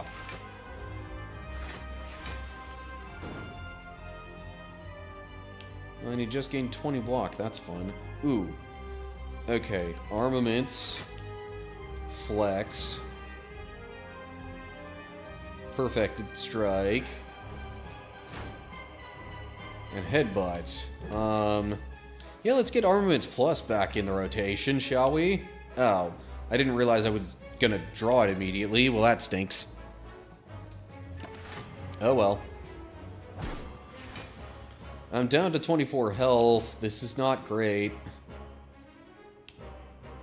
Okay.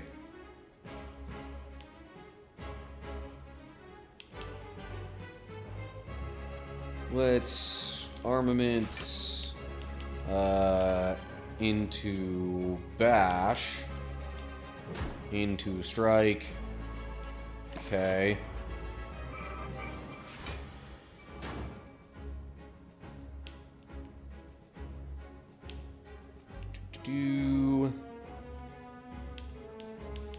Don't really have a way of blocking this turn. I'll definitely want to use uppercut.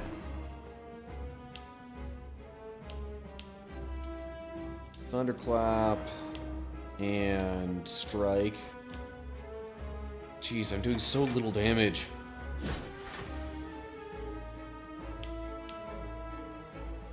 He's about to use a buff on himself, eh? Okay.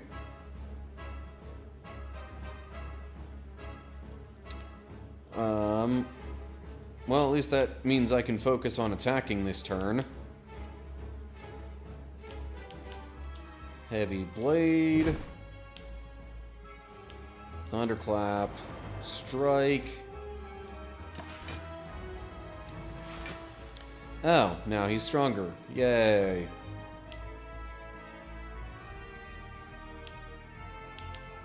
But he's still planning to buff himself, so... Perfected Strike. Which does a bunch of damage. Rampage. And strike. Okay. Holy cow, he's got 8 extra strength. Okay, flex for sure. That would deal 9 damage. Times 30. Eh. Thunderclap. I have no means by which to block this turn, so I might as well deal as much damage as possible. 39. And another 15. Okay. Good thing I have the fairy in a bottle.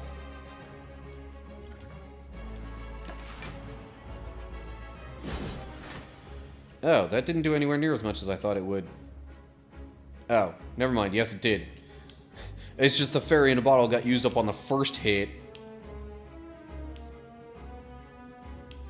Okay. Alright. Spot weakness. Uppercut's already upgraded.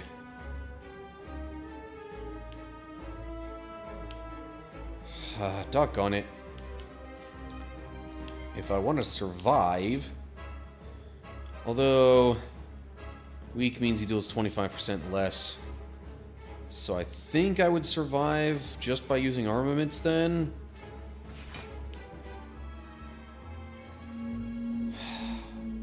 Especially with Metallicize in play.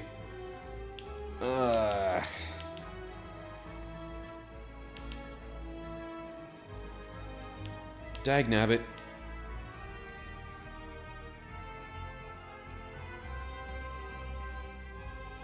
Actually, no, I wouldn't survive. Scratch that. If I made him weak, he would deal 15. I would have 8 block, so I would take 7 damage. Technically, I would live. And then that sets me up better for a future turn, I suppose. Ugh.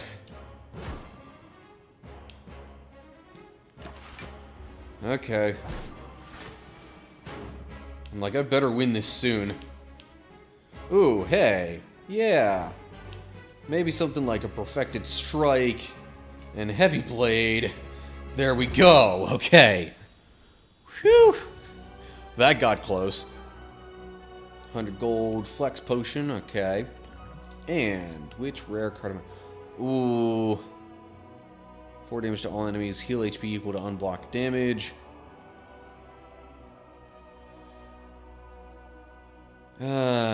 Start of your turn, lose 1 HP and draw 1 card. Alright, hold that thought. Chris, hello again. I see you're still wanting to debate. What do you understand the following 2 verses to say?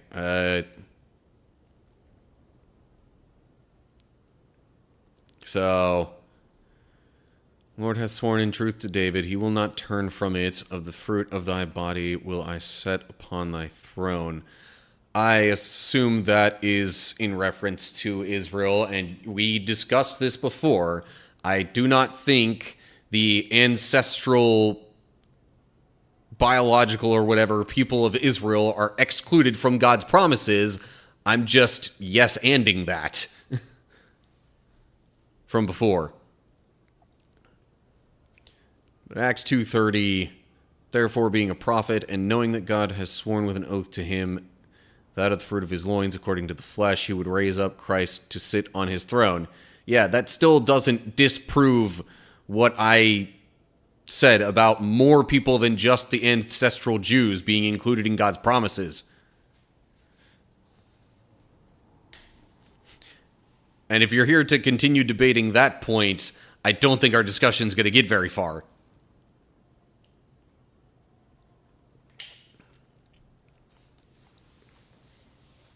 Because you're stuck on the idea that, you know, the Bible's saying there is neither Jew nor Greek, slave nor free, especially that the Greek part just means Greek-speaking Jew.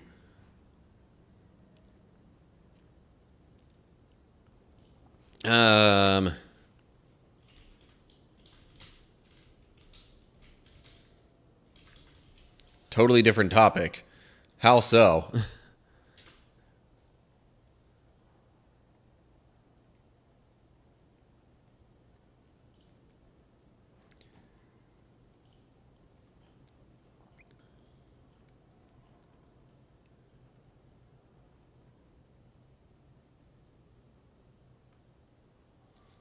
By the way, in case you're wondering about that reference,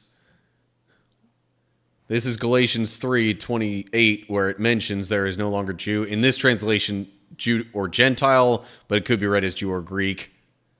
Slave or free, male and female, for you are all one in Christ Jesus. And now that you belong to Christ, you are the true children of Abraham. You are his heirs, and God's promise to Abraham belongs to you. Like, that's... Hey! Supernova coming in with a raid on Twitch. What's up, cool people? My name's Matt, a.k.a. That Random Christian Gamer. I'm a random guy playing random games, connecting with random people, helping to answer their random questions. And speaking of random questions, I wouldn't call it random per se, but we've got a question on the YouTube side of things from Chris Terry.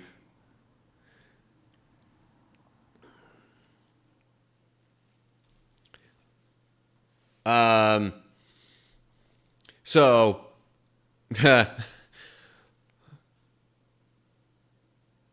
Chris, you're arguing that Jesus is not spirit in any way. To the best of my understanding, and most of the people who have taught me in the faith,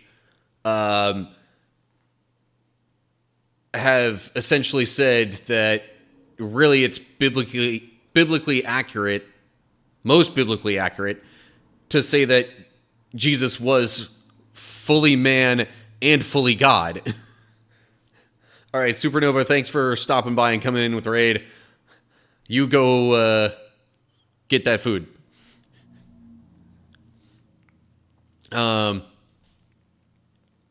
Also, hi, Admiral Remnant. Now, okay, on that matter, I'm trying to think of what the reference would be to look up exactly. But, yes, there are references to Jesus being, the Son of Man, both in title and literally, like he was physically born from Mary. We get that. But there's, you know what? There's also, like, if you read really most of the Gospel of John, that'll give you an indication of kind of the more, I don't know if spiritual is quite the right word, but more the aspect of Jesus being God. In fact, let me go ahead and hop into John chapter 1 here. Because literally right off the bat, in the beginning, the Word already existed. The Word was with God, and the Word was God. He existed in the beginning with God. And this Word is very much in reference to Jesus.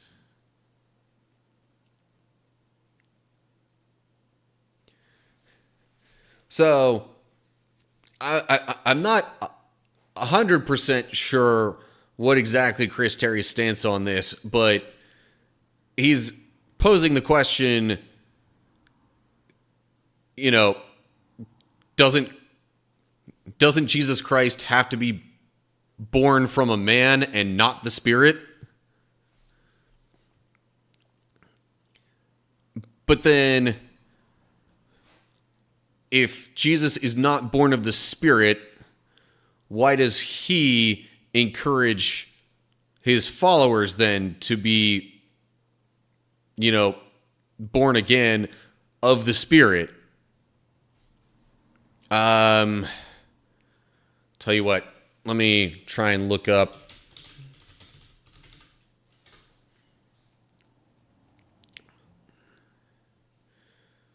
See if I can find. Here we go. Also in John, chapter 3, verse 5, this is him talking to Nicodemus. He says, I assure you, no one can enter the kingdom of God without being born of water and the Spirit.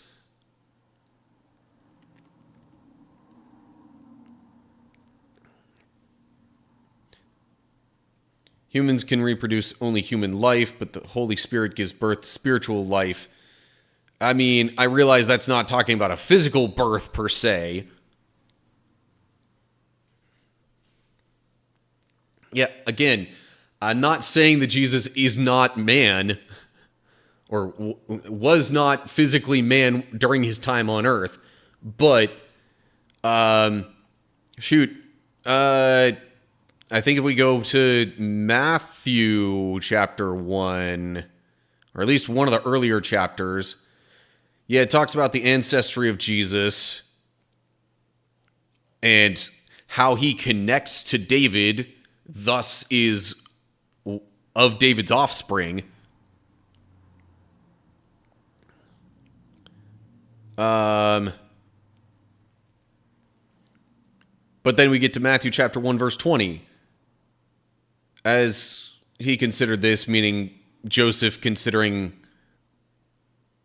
the fact that his wife, or soon-to-be wife at least, Mary, is pregnant, and whether to divorce her or not. As he considered this, an angel of the Lord appeared to him in a dream. Joseph, son of David, the angel said, "Do not be afraid to take Mary as your wife, for the child within her was conceived by the Holy Spirit." Says it plain as day right there. So if you don't believe that Jesus is also born of the Spirit, your argument is against the Bible, not me. Yes, Jesus was a physical man who physically lived on earth. But he was, it says it here, he was born of the Spirit.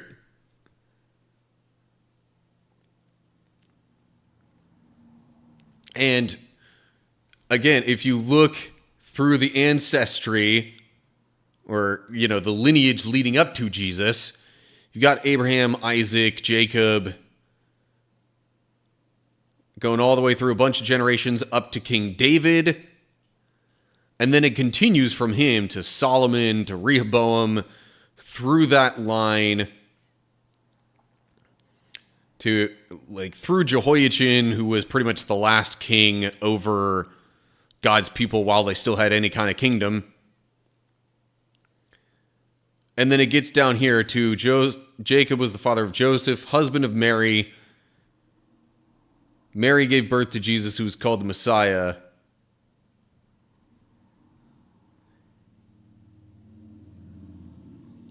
I mean, now that does imply then that his link to David comes from Joseph's side, maybe not Mary's, but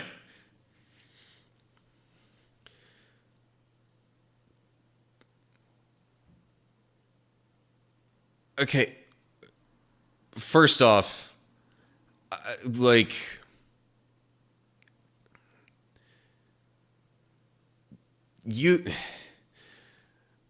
there's potential usage of a term that can be metaphorical. If Jesus is telling the people that they can get living water, for example, in later verses, he's not talking about actual physical water. So a word can be metaphorical. The reason it uses reproductive terminology like that is to hint at Jesus being descended from David.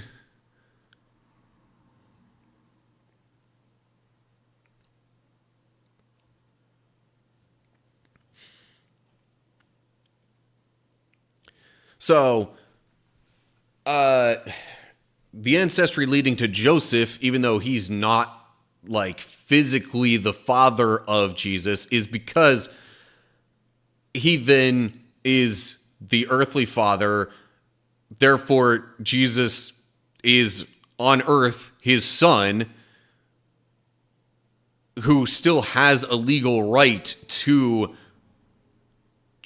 or at least would have had a legal right to, Joseph's inheritance. And there were times throughout history, even in biblical times, it doesn't mention this in the Bible per se, but I heard this from my pastor just a few weeks ago, that to be an adopted son of a king essentially gave you full rights to the throne after that, even though you were not biologically the king's son. In a similar way, if the throne of David went through his ancestry to Joseph, Jesus then being being on earth, the son of Joseph, Joseph being his earthly father, that would give Jesus a right to the throne of David. That was the importance of that connection to David's lineage.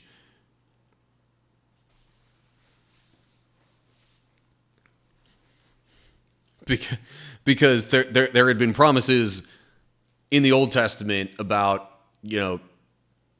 David's, well, I mean, if the people followed God and, followed his commands, that David's kingdom would be eternal in a sense. But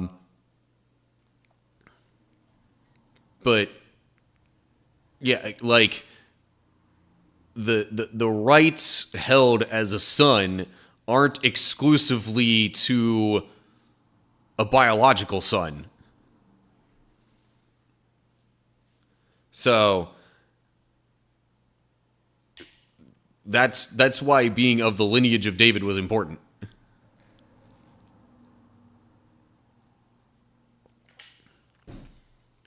Where genealogy in verse 1 literally means earthly ancestry and lineage. Yes, I agree that it follows the earthly lineage up to Joseph. But I just discussed how not being biologically Joseph's son could still have Jesus included as part of the lineage.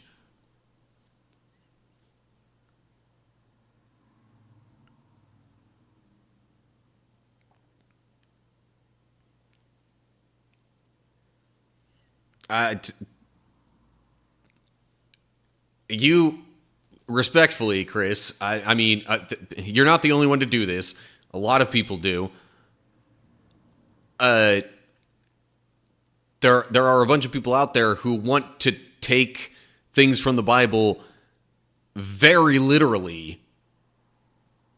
And while there are some cases where a lot of the literal meaning holds up, there are some things that are not meant to be 100% literal. How's that Jesus can still be included in the lineage? Because I just talked about the whole adoption thing. Like, there's essentially Jesus was counted as a descendant of Joseph because of Joseph being his earthly father. And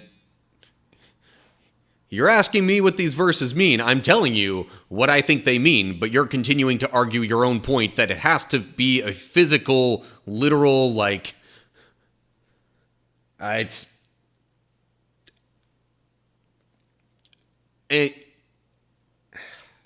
I'm not saying he was adopted, but it was like, and honestly, like, if he was also biologically Joseph's son, that doesn't necessarily mean he couldn't have been born of the Spirit as well. But I mean, the Bible says he was born of the Spirit, not that he was born of Joseph.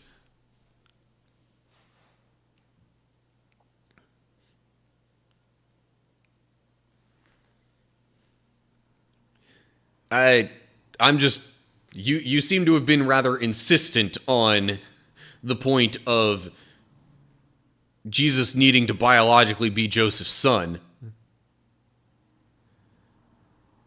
with an implication of your earlier question that maybe if he's biologically Joseph's son, he was not born of the Spirit. However it happened, the Bible says he was born of the Spirit.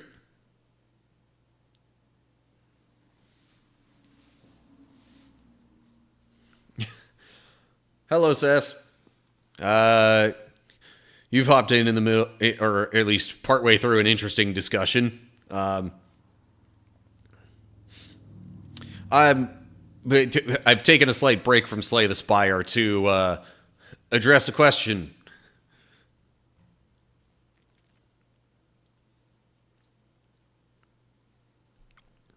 So, yeah, there's all sorts of...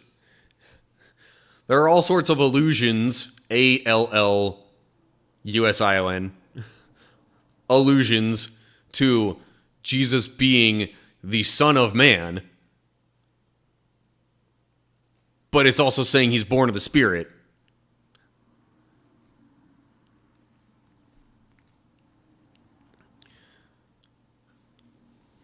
Seth, as far as Slay the Spire stuff goes, I've been working on the Ironclad. Kind of unsurprisingly.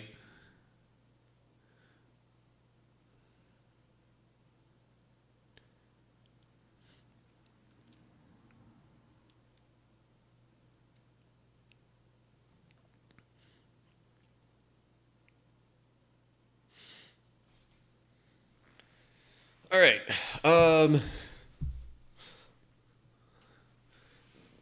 Any other points upon which you would like to expand there, Chris?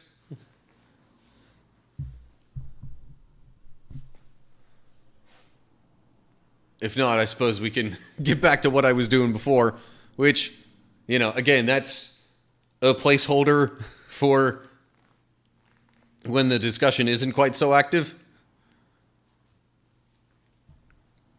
Feel free to continue discussing things, though.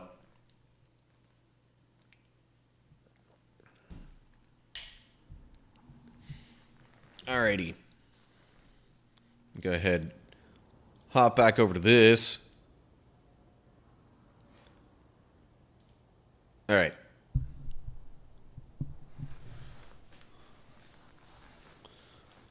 I suppose for the moment at least, I will continue.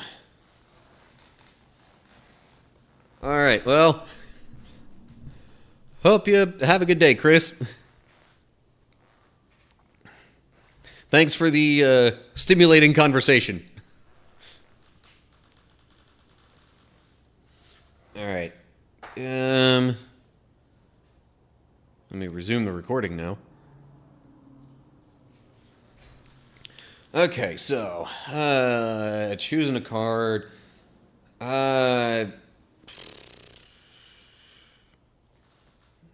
Drawing an extra card, not real keen on making myself vulnerable. Healing would be nice.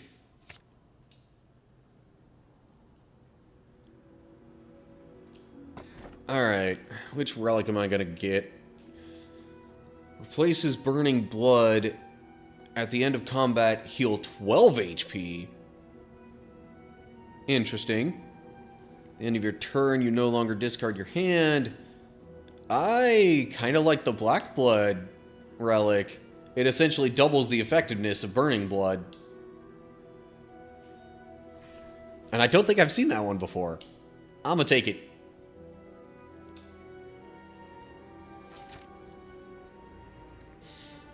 Oh, fun. I know what's coming up. For the Act 3 boss here. I don't have a ton of gold to spend on the shop. So I think I might go to the right here.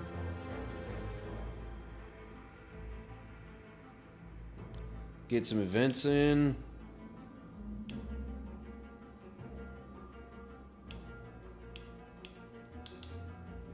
Honestly, I think I might just primarily stick to the right-hand side.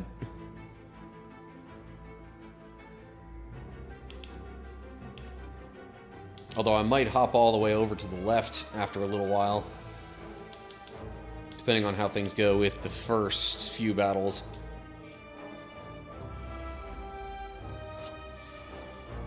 Yeah, I think getting more familiarity with the game has helped me a lot with making my decisions, essentially.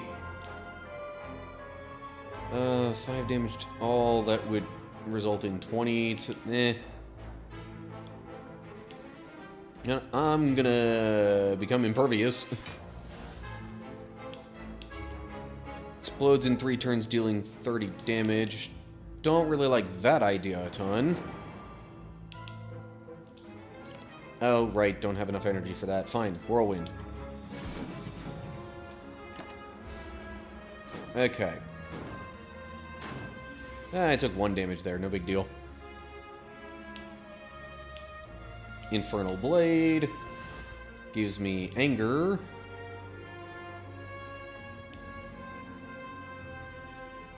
Which I guess I could use.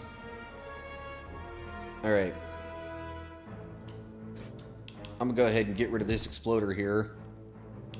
And because I got rid of an enemy, that triggered the... I thought there... Yeah, that triggered the Mark of Pain. So I got an extra energy and drew... No. No, that just gives me an extra energy at the start of the turn. It's the Gremlin Horn that gives me an extra energy and a card draw with each enemy defeated. Also, I'm going to exhume to bring back Infernal Blade.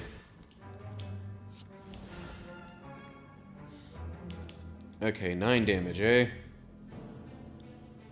I can... Tell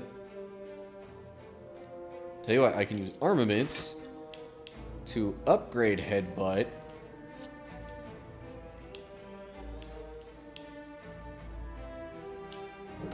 Hit the exploder with that. I could put a perfected strike on top of my deck then.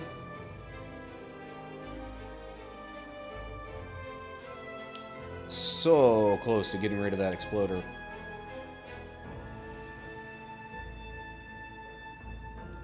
In fact, I might use Metallicize just because I'm that close.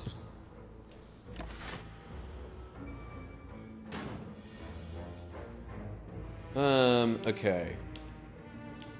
Well, shoot. Now I'm forced to use Perfected Strike on the exploder. Because otherwise, it's going to deal 30 damage. Fine. Shrug it off. Ooh. Spot weakness. I guess. So I could deal some more damage there. Oh no, I took 1 more damage. So I do have some things going on where I've got a couple of statuses and curses affecting me. Which is why I've got this fire breathing in play. But for now, I'm gonna Thunderclap. And then Heavy Blade... No. Defend, so I don't take damage from the thorns here. Yeah.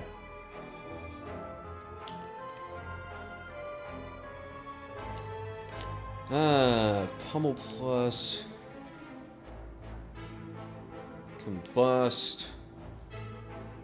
Or Rage.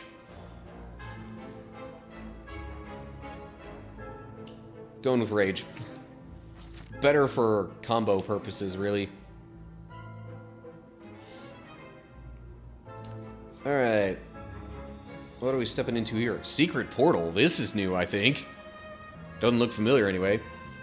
Before you is a sight that seems out of place in the alien landscape around you. Strangely placed into one of the living walls of the beyond is an enclosed stone entrance filled with a swirling magical portal. You aren't sure where it leads, but maybe it could speed your journey through the spire. Enter the portal has me immediately travel to the boss. Holy cow. Huh. Well, I could make this a really fast run one way or another.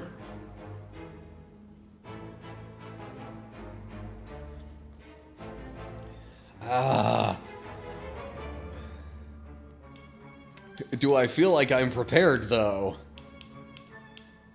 I mean, there's also the chance that finding something along the way would make it worse. Because there's like 1, 2, 3, 4, 5, 6, 7, 8, 9, 10, 11, 12. Total of 13 more rooms to go, including final rest before it. And again, there's a lot of potential for things to get hairy in amongst that. Alright, we're doing it! Jumping through the portal, your sense of time and space is completely torn apart. As you reorient yourself to the new surroundings, you realize that right before you is a fearsome battle. I wouldn't consider my deck to be bad, per se. I certainly wouldn't call it ideal, but... Alrighty, Rage.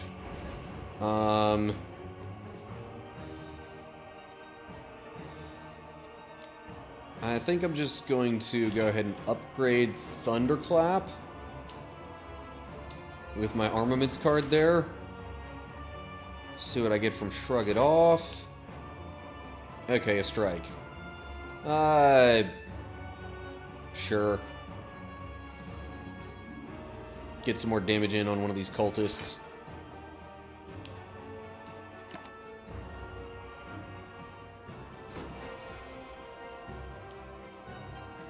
Oh boy. Okay. Well, there's Thunderclap again. Except this time, I have no means of gaining any block.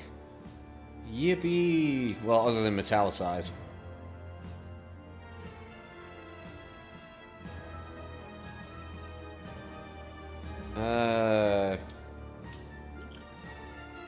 Alright, since I'm going to be attacking a bunch, Flex Potion. Thunderclap. Heavy Blade. Whew, 43 damage. Okay. There's one cultist gone.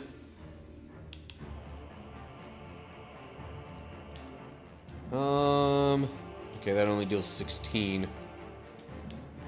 And another cultist gone. Like I needed another flex. Well, either I take 20 damage and deal probably about 20.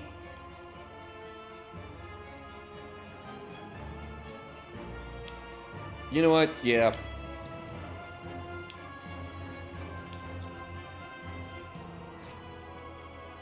Although Metallicize is kind of nice for the long term.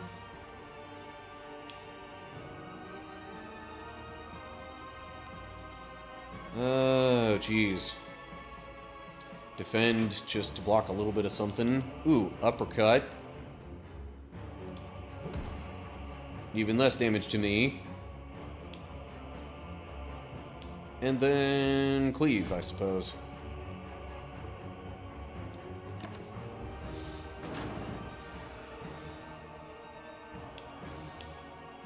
Infernal Blade for sure.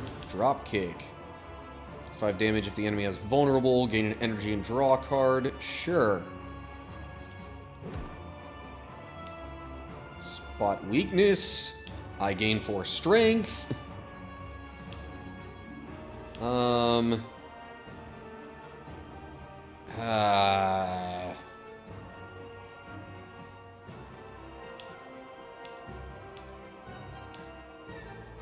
Okay, well, I definitely want to use Perfected Strike.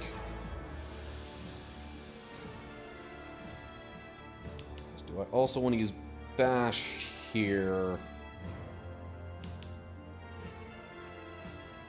Or do I take the passive Fire Breathing?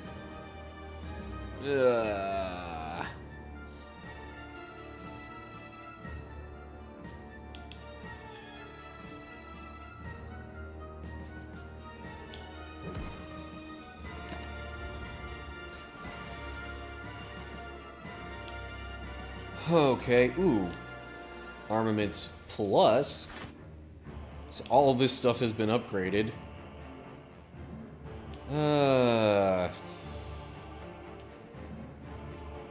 So that's actually going to deal probably like 13 damage, which I would then heal. Either way, I got to defend.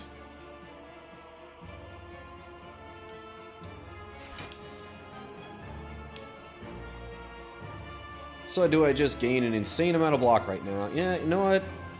I'm only going to take like 7 damage here, which I'm going to heal more than that from Reaper.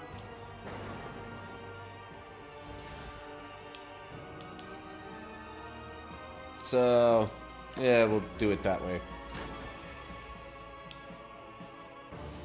Dropkick again. Only this time it costs 1 instead of being free. Okay. Now because of how much energy I have, I'll definitely use armaments. So that would deal 10 damage to all enemies, or do I gain more block right now? It's about to deal 24 damage. Shoot, if I'm going to use the power anyway, I might as well make it more effective.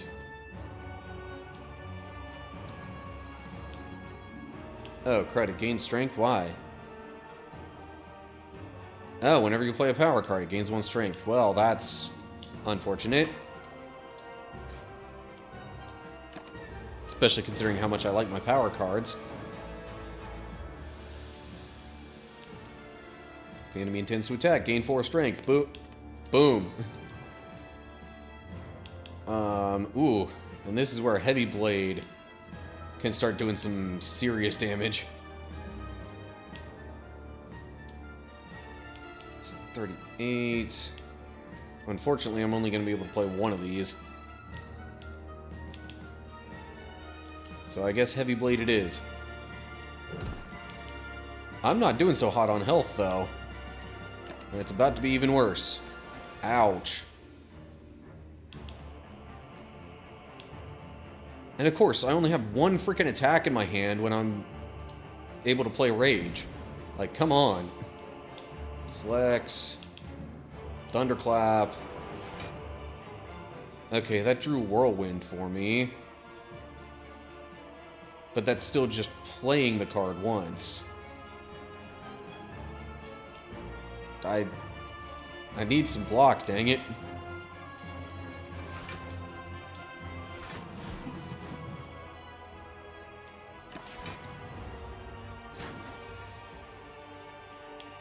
And I still took damage there. Armament plus. Might as well start with that. Exhume. I guess I'll exhume Infernal Blade.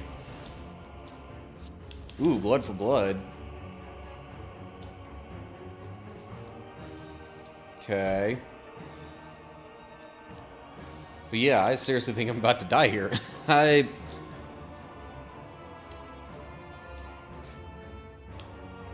guess I was not quite prepared enough for this battle. Well, phooey.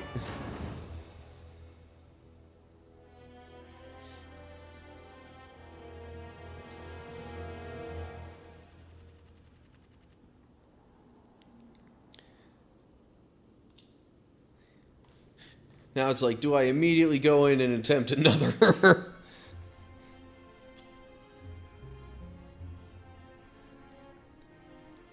Yeah, so I think jumping through the portal there was a bit of a mistake.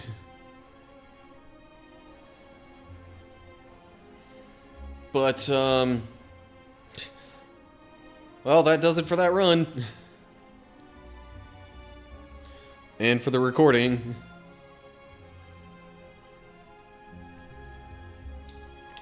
Today's daily climb is with the silent, cursed run with purple cards and binary.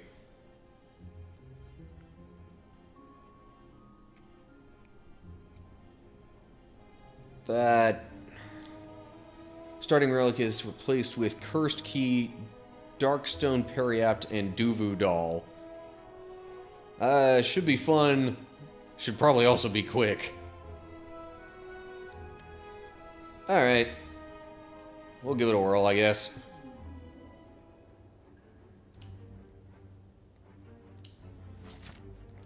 So what do these all do? Gain energy at the start of your turn. Whenever you open a non-boss chest, obtain a curse. So that would probably have me wanting to try and avoid chests. Whenever you obtain a curse, increase your max HP by 6. Well, okay. So there's that to kind of balance it out. For each curse in your deck, start each combat with 1 strength. Oh, geez. Okay. Well, given the combos, I think I've changed my mind.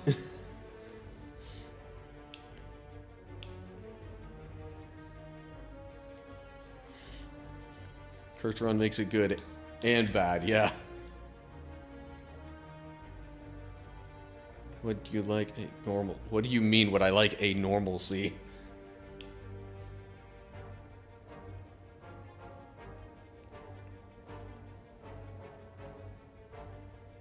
Oh. Ugh.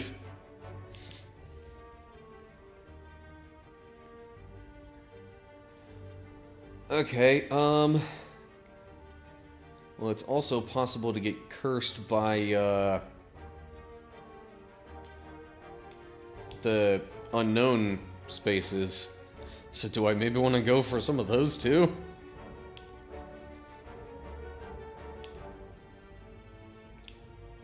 Yeah, I was debating between left and second from left. But sure, left works. Okay, I guess I will strike and defend twice. Oh. Strike twice, defend twice. Forgot about the extra energy.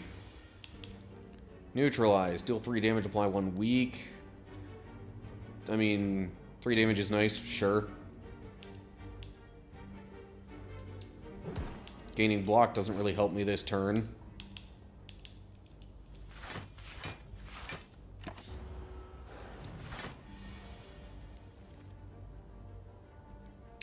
Okay, it's going to attack for 10, so I could just defend twice and not take any of that damage.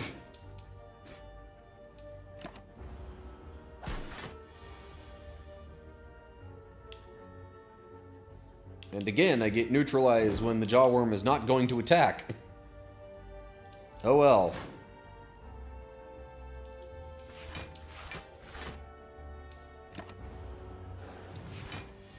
And now it's even stronger. Yay. Hey, now I can make it weak on a turn it's actually going to attack. Strike.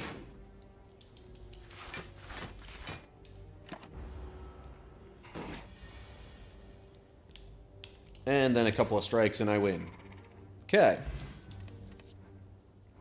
Whew. The last card plays was a skill. Apply 1 vulnerable. Or I stick with green, deal 9 damage, draw a card, and discard a card.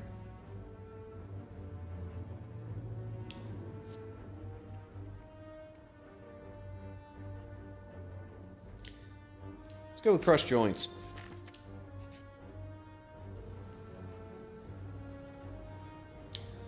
Oh, geez. World of Goop.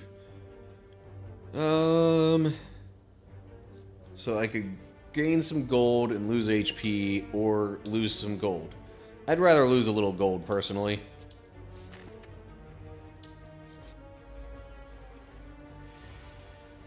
Alright, so I can defend, and then crush joints, neutralize, strike, defend. Look at that, 21 damage dealt already.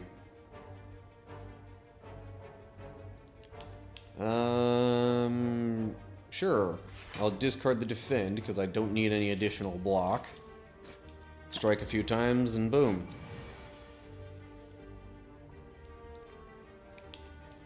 Let's defend twice. I can only attack twice anyway. Easy. Reflex. If this card is discarded, right. I don't really have anything that makes drawing cards that, like, appealing right now. Hold up. If I could gain Matra, I guess that means it's possible to get the divinity thing going. Also gives 4 block. 0 cost. Yeah, sure, why not? Okay, now... do I do regular battle, event? With the possibility of an elite? Kind of leaning towards that. Going with my gut. I will defend. Oh, I thought that was a different thing. Never mind. Okay, well, whatever. Neutralize you.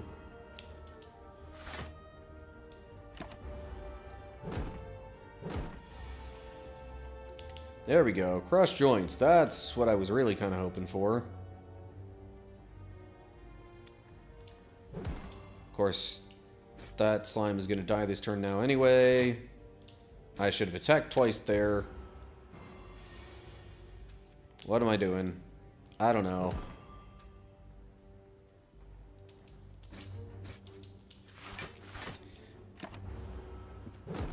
Maybe the extra energy is throwing me off a bit.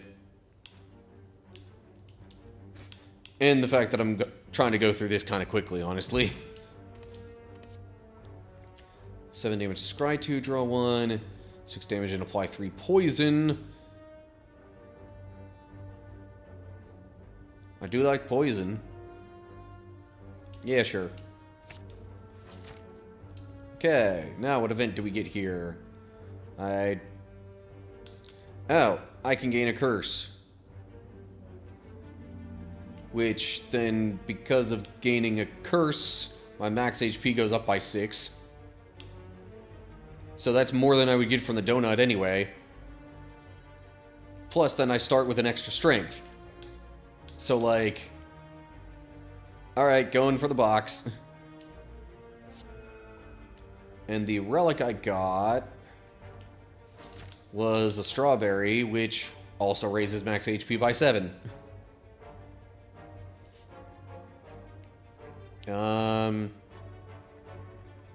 Yeah, I think I could handle an elite.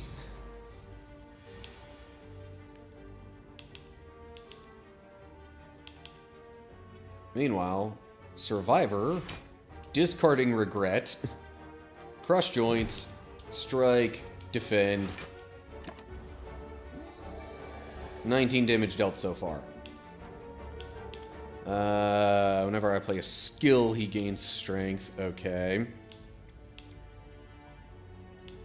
Do neutralize and poison stab for sure.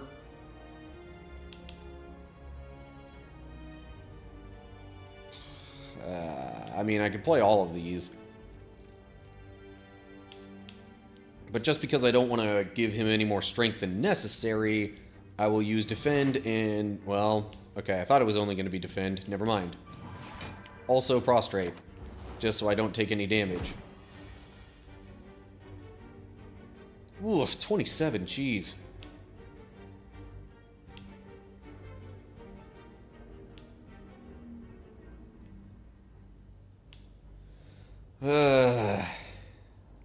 Oh, and I'm vulnerable. That's especially bad.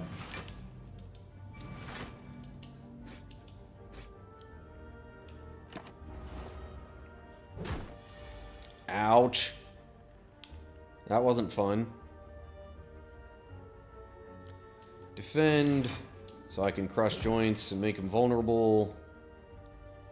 Doggone it, that's still not enough. Should have done the poison stab first, though.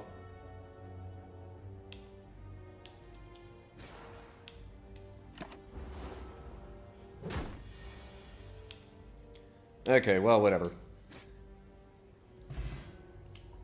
Jeez, that was a lot of damage I took.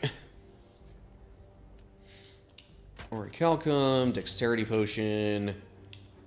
Fear no evil. Delay damage if the enemy intends to attack. Enter calm. Okay. I do not currently have a way of changing stances, so I guess I'll go with Fear no evil. Since the other card, the main shtick of that is, you know, changing stances. Okay. Prostrate. Cross joints.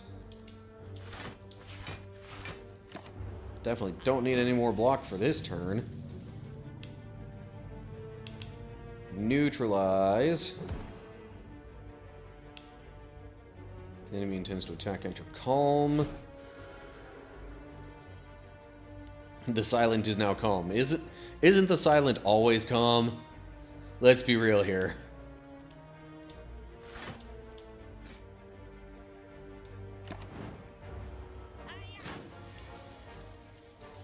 Okay, poison stab. Okay, yep, victory. Do another dexterity potion. Add another card to my deck. Gain 7 block and exit your stance. Or I get prepared. I'm kind of liking prepared right now, actually. Okay. Rest site. Let's heal a little bit, shall we?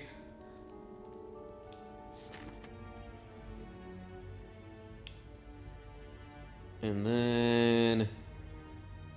I guess I'll take the middle path here. I got Cursed with More Regret. Whenever you exhaust a card, add a random card into your hand. Okay.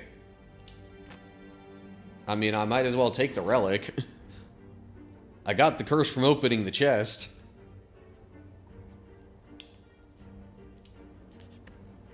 $26. Yeah, gonna heal a bit more. That one elite really did some damage.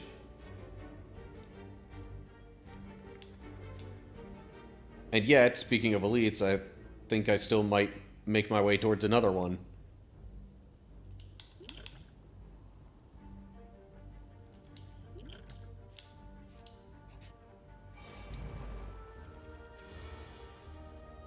That was... Oh, jeez. I got both regrets at once? That's annoying.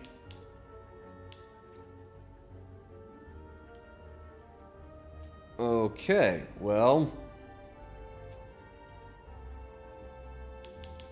Strike, obviously.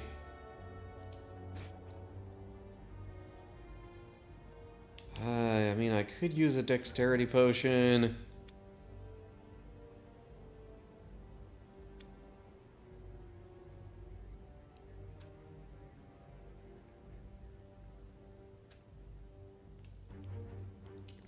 Or I save it for when I fight the elite and or the boss.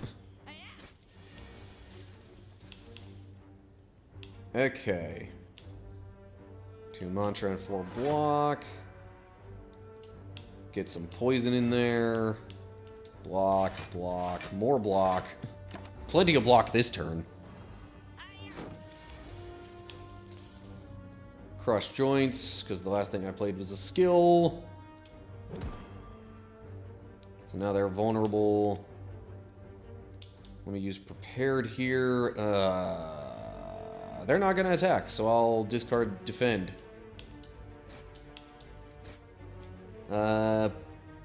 Poison's going to get rid of that enemy, so I'll just target the acid slime. Deal 3 damage there.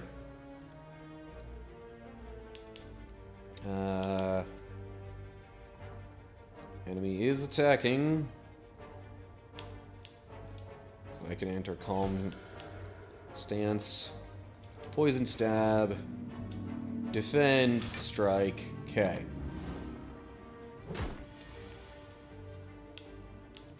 And win. Evaluate. Gain 6 block. Shuffle an insight. Into your draw pile.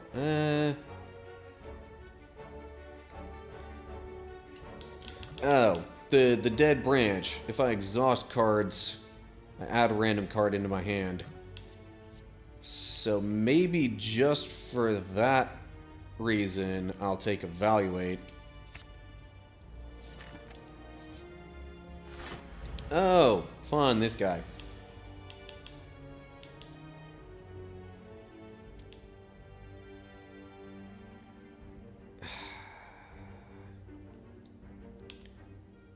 Oh, well, the card I discard can be Regret, so there's that. Do I really want to wake it up with only dealing 8 damage to its health? I'm kind of thinking not so much. I'll let it sleep for now.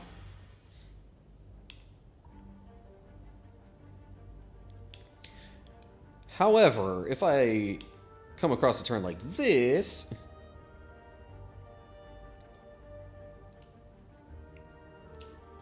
defend, so I have played a skill, then I do this and make it vulnerable, and then deal as much damage as I can.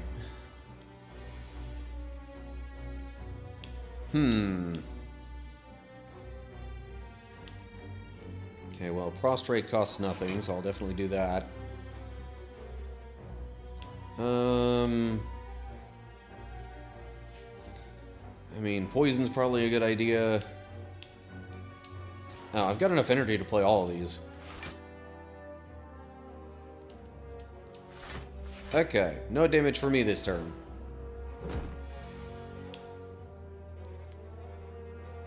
Neutralize. Sure. Prepared. Discard Regret. Insight. Oh, jeez. And I got both Regrets there. Why? Why did it have to give me both Regrets?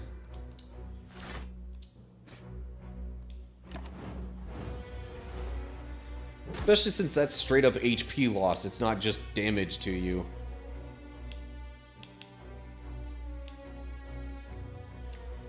I will, suppose, evaluate once again. Fear no evil. Prepared. Ditch one of those. Defend. Crush joints. Maybe could have done that in a better order, but oh well. Neutralize. Insight. Prostrate. Flurry of blows. Actually, I think I'm about to win here anyway. Okay, that wasn't terrible. Ooh, and I start with Thorns. And another Dexterity Potion. Jeez. Ooh, Ragnarok.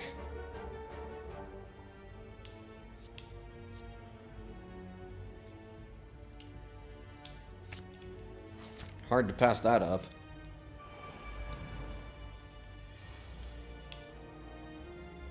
See, and now I have Thorns. Alright, I will play Evaluate. So I can... Well... If I crush joints on the one in the back, it's going to die anyway. Making it vulnerable doesn't really do much there.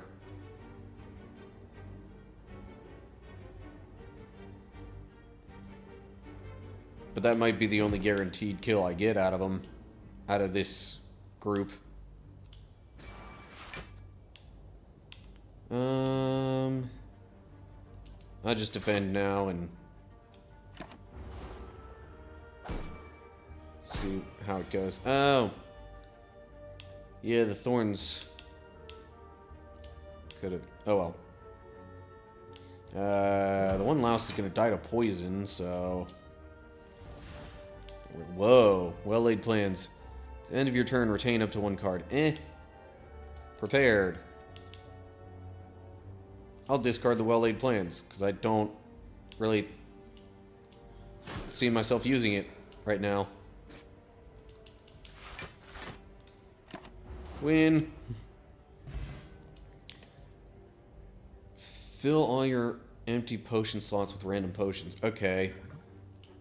I'll discard one dexterity potion to get that. Predator. Deal 15 damage. Next turn, draw 2 additional cards. Or Swivel. Gain 8 block. Next attack you play costs 0.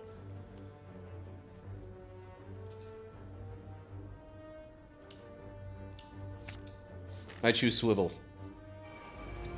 Oh yay, these guys. So.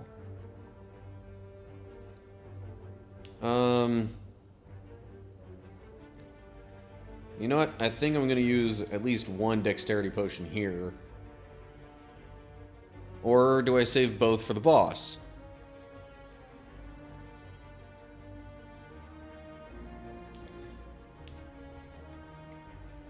Swivel. I want to try to spread the damage out evenly here.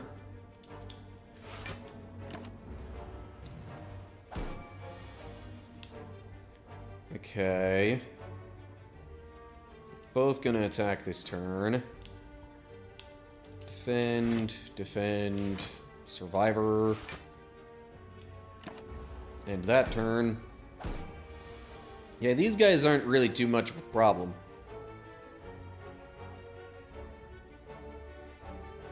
And Ragnarok should finish it. Yep, cool. Setup. I do like setup, in a way. Bane, deal 7 damage if the enemy has poison, deal 7 again. I have like one card that does poison so far. I'd rather take setup. Especially if I could then upgrade it, but do I really want to upgrade it right now?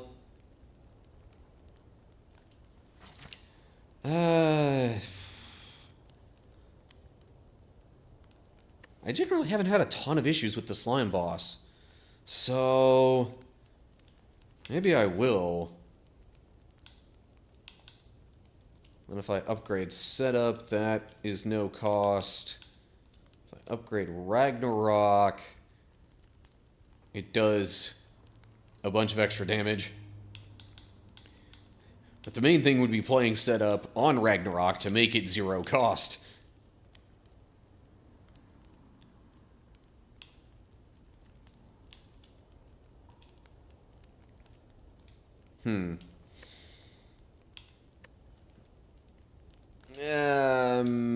Probably taking a bit of a risk here, but oh well. Yeah, what does that do? Extra weakness, not terrible, but setup. I like making stuff cost 0. So, before I do anything else here, drinking both dexterity potions. And this.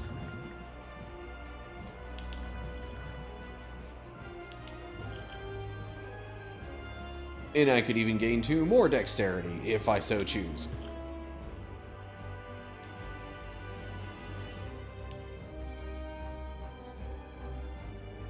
I don't really need it this turn, though.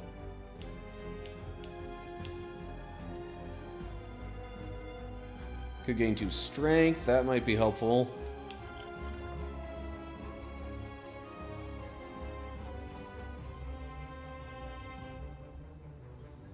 But again, like, out of all the bosses out there, this is one of the less problematic ones, in my opinion.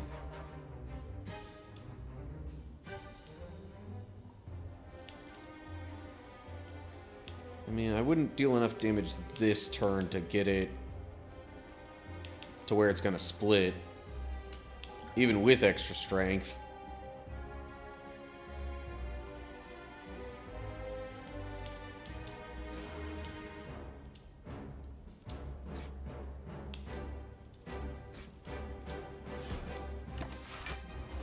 Okay.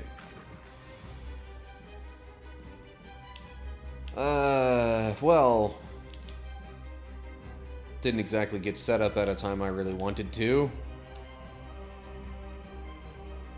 I suppose since I don't need any block on this turn, I can set up Survivor.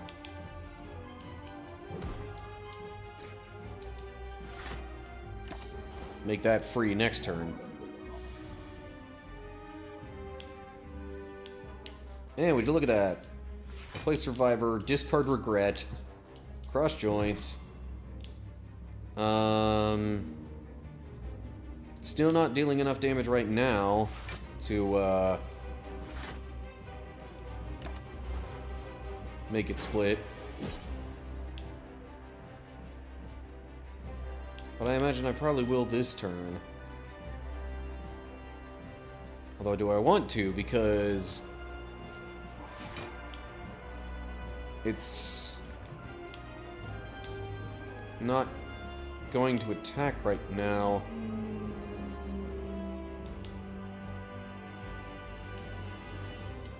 Technically, that says the next attack you play, not the next attack you play this turn.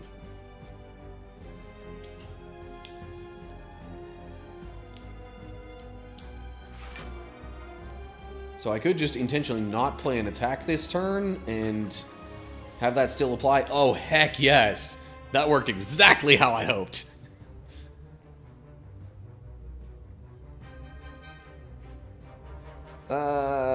Just making sure there's nothing else I want to do first. Let me do Prepared, discard Regret. See what random thing I get from playing Insight. But I could make it vulnerable.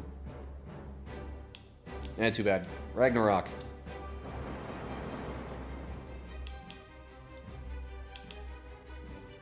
Footwork, gain 2 dexterity. Huh. Oh, that wasn't a skill. Dang it. Strike. Would it be weird if I set up the Slimed card? Because then it costs nothing to exhaust it.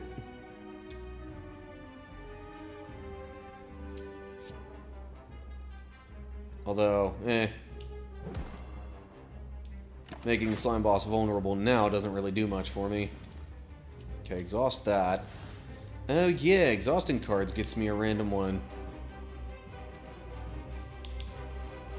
Prostrate. Fear no evil. Exhaust, that's fasting. Gain 3 strength, gain 3 dexterity, gain 1 less energy at the start of each turn. Ah, doggone it. Oh well, doppelganger it is. Good grief! I wound up getting both Wraith form and Deva form. From like the same friggin' process or whatever. Ooh. I think I can deal enough damage to make this work here. You know what? Yeah. Strike, strike, boom, win.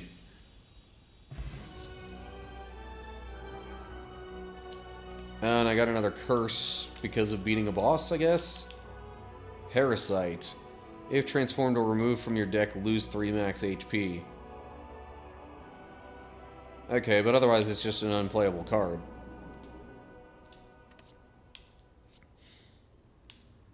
Start of your turn, gain energy and increase this gain by 1. Oof. All kinds of energy. Could be nice to have.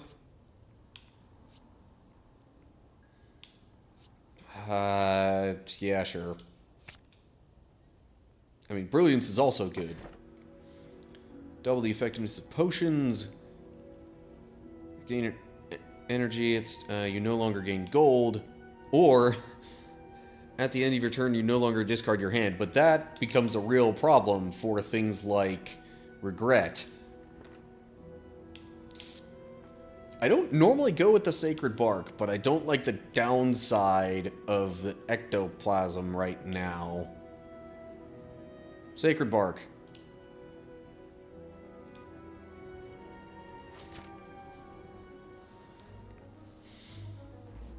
Okay, and we're coming up on time for... You know what? I'll let the stream run for a little while longer, but probably at the top of the hour I should wrap things up. Okay.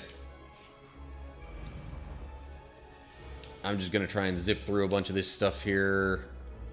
Neutralize. Survivor. Discard Regret. Crush Joints. Should have done that first, but oh well. Fear no evil. And you know what? Because I have an energy left. Snecko Oil. The cost of stuff is randomized. Diva Form. Defend. Those were free. Another Defend. Also free. Okay.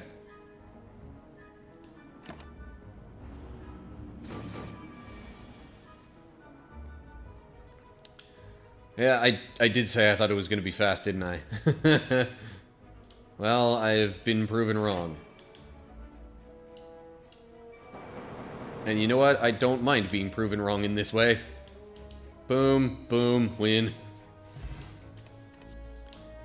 Heal Hook. Deal 5 damage if the enemy has weak. I don't think I have much of anything that applies weak. So I'm actually going to go with Piercing Wail. Especially because it exhausts, and that combos off with the stick. Is that actually what it's called? The Dead Branch. That's what I was thinking of.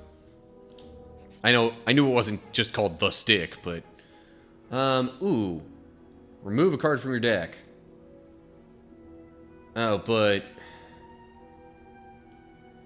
So the thing is, if I remove one of the curses, I have less strength.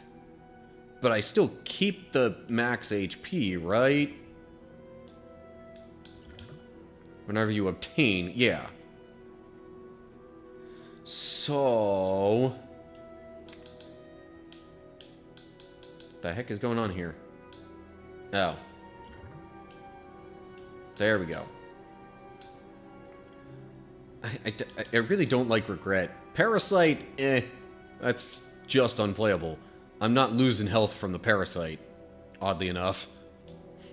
You would think being called Parasite, it would tend to do something like that.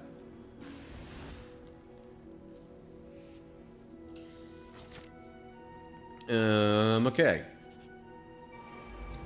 More fighting, yay. Poison Stab. Strike. Survivor. And Defend. Okay. Taking a little damage there, but eh. Prepared. Discarding Regret. Defend. Strike. Setup doesn't really do anything for me in this situation.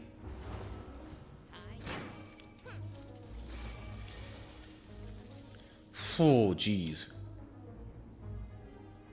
Problem is how much Diva Form costs. Let's see what random thing I get from the branch. Like water, at the start of your turn, if you are in calm, gain 5 block. Eh. Apply 1 vulnerable.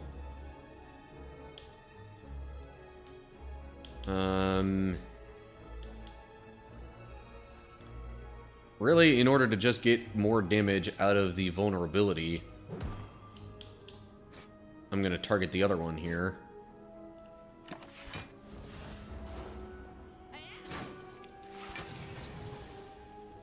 Next turn, your attacks deal double damage. I don't know if I'm even going to get to next turn.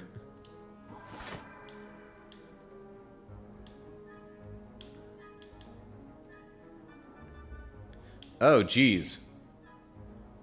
The one in the back is about to run away, I guess. And I can't deal enough damage to make him stay. So, yeah, I guess fear no evil on the looter up there, and then...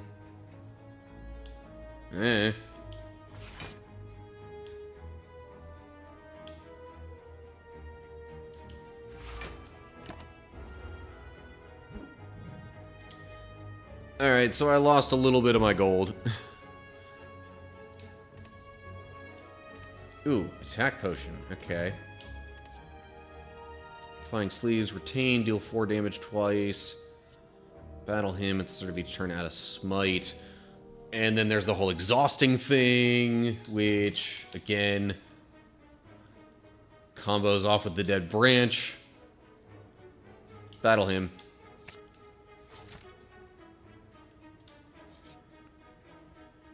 Oh, it's these guys.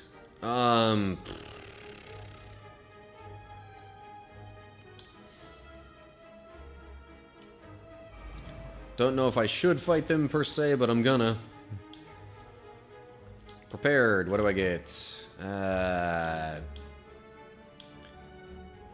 Don't really have the energy to play Deva form right now. You are gonna have your joints crushed here.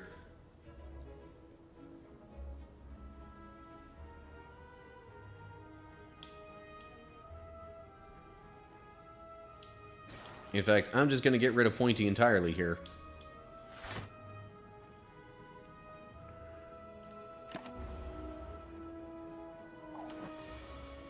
Dexterity down.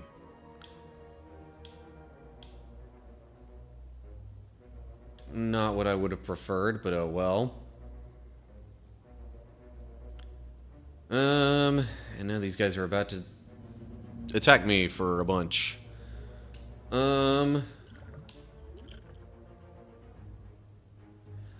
Oh, yeah. I keep forgetting about the double effectiveness of the potions. So you know what? I'll gain 4 dexterity in response to you reducing it. So, haha. Survivor, I'm gonna discard setup, actually. Defend. Strike, strike.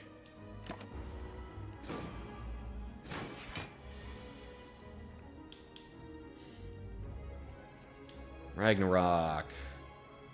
So that'd deal a total of 25 damage.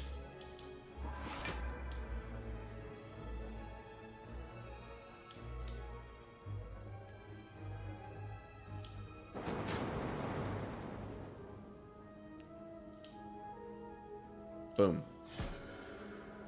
Okay, I'm about to take quite a chunk of damage myself here, but oh well.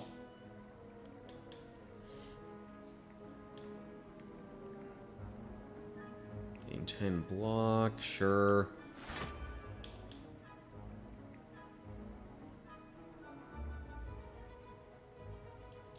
It looks like I'm just setting things up for next turn, really.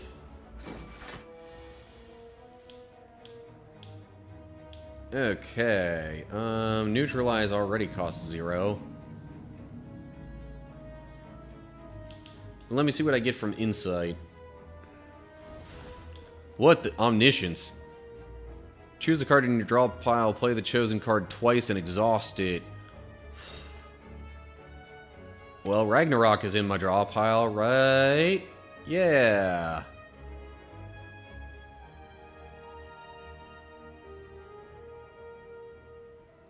It says play the chosen card twice. I assume that means I get to just straight up, like, make it happen now. Ragnarok. I win. Okay. No gold, but I got the red mask, which means all enemies are weak at the start of combat.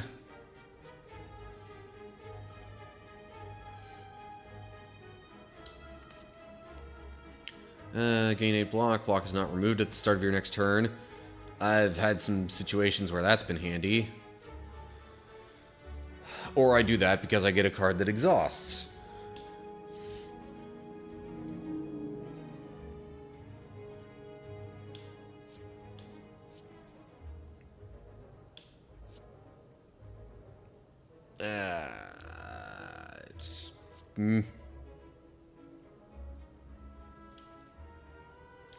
I don't know why. Gut said go with Blur. Okay, well, this could be an issue. I don't want to do too much damage to the fungus thing right off the bat, obviously. Should have done defend and crush joints first. Oh well.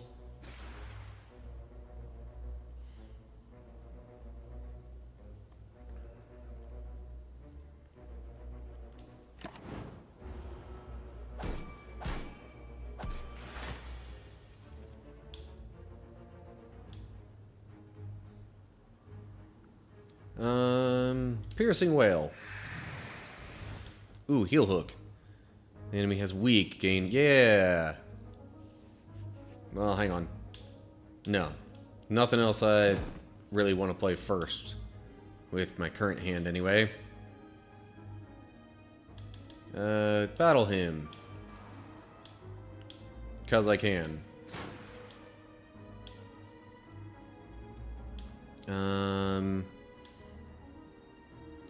Then I guess I can play Survivor.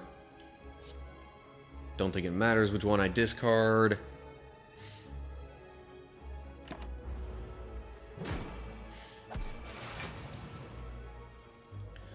Oh, jeez. Ragnarok's there, but it costs so much.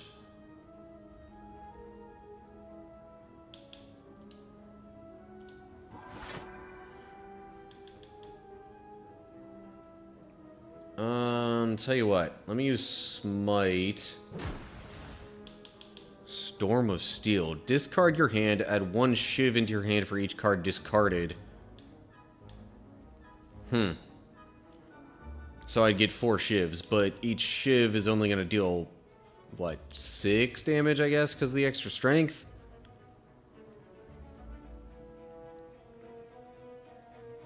It might not be the best idea, but I, for some reason, feel like taking my chances on Ragnarok.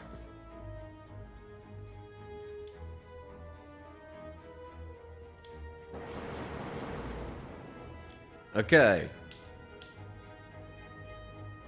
On death applies to vulnerable. Good thing it doesn't attack first.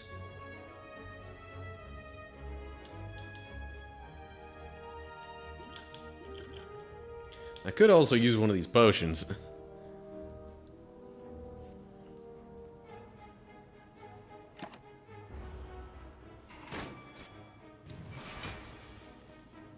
Oh, it wasn't attacking at all this turn. Okay.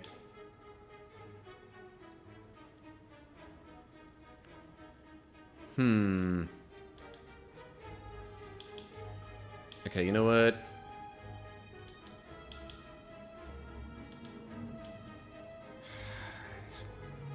Fine, let me do Smite first. Carve Reality, deal 8 damage, add a Smite into your hand. Haha.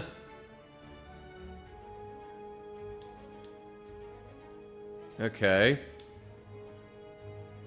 Carve Reality. Smite. And then I can just strike the fungus thing and move on. Apply 4 poison and 2 weak to all. Exhaust. Sure.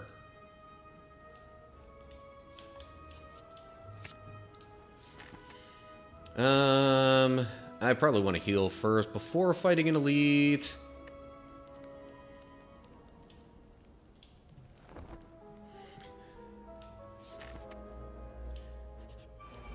See, now I'm just in this, like, almost like I really want to keep going anyway, even though I know I said I wouldn't.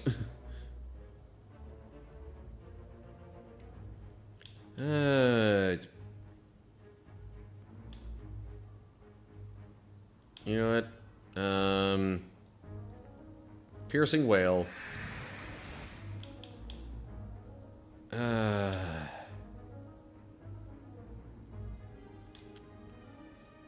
Not much extra energy could be helpful, but...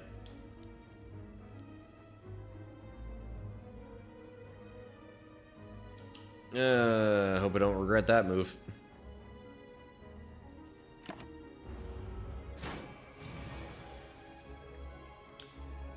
Okay. Neutralize. Fear no evil. Crippling Cloud. Darn it, of course now Ragnarok is in my hand. When I can't play it.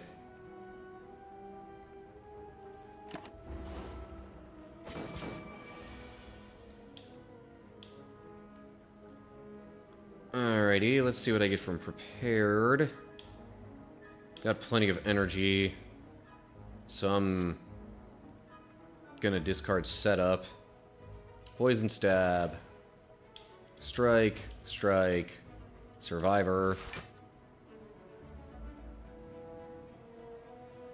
I'm still gonna take a little damage there, huh?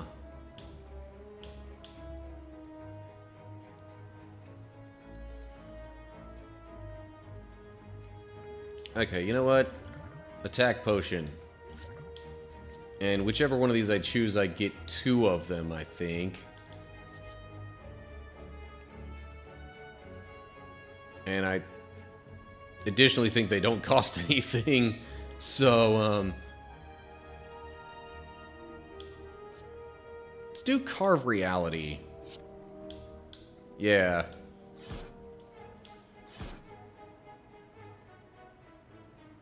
So those add smites into my hand, which exhaust and can give me other random stuff.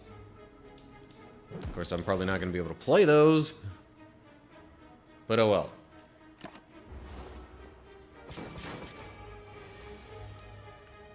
Okay. Go ahead and use Blur first, so then I can crush joints.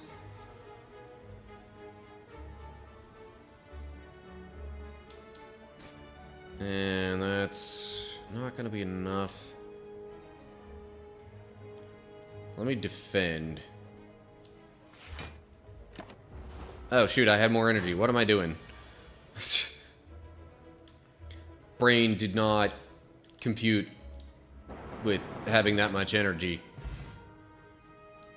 Question card. Future card rewards have 1 additional card to choose from. Okay. Another explosive potion. Backflip. Alright, I was debating on picking Deceive Reality before. I'm actually going to take it this time.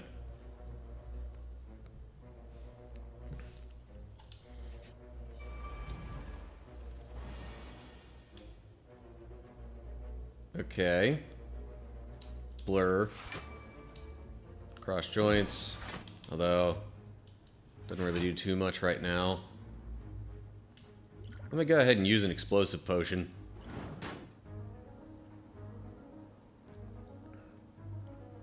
Clear up a slot for something else.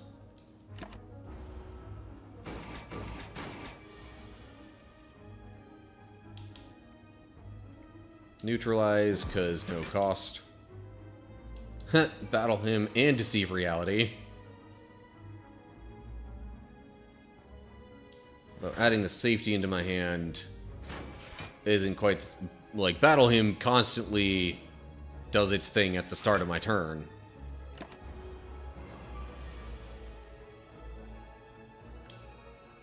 Oh, jeez. Okay. Ragnarok deals 25. Plus another 10 would be enough.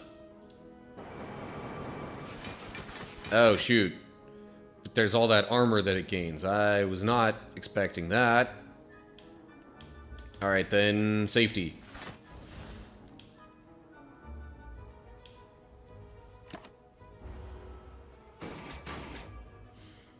Okay. Leg sweep. Apply 2 weak and gain 11 block. I think I'll take a follow-up. I've been attacking a lot, really. It might be nice to stop by a merchant here soon. Oh, geez. I got a normality curse. Whenever you use a potion, heal 5 HP. Huh.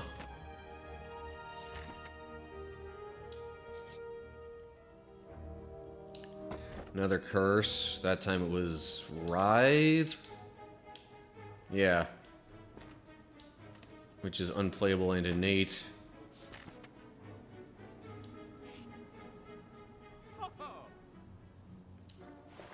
Ah, but I can remove a card.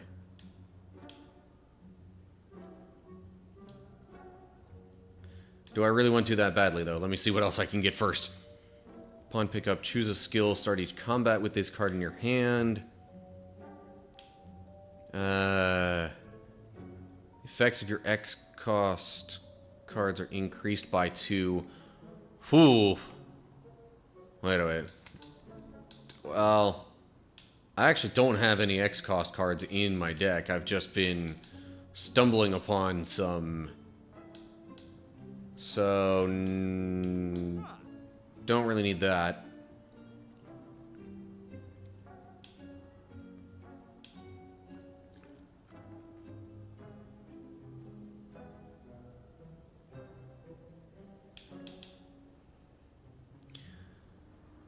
Oh, right, the Shiv's Exhaust. So there's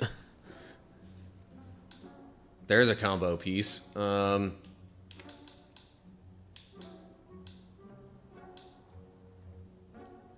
Yeah, I'd really like to get rid of normality.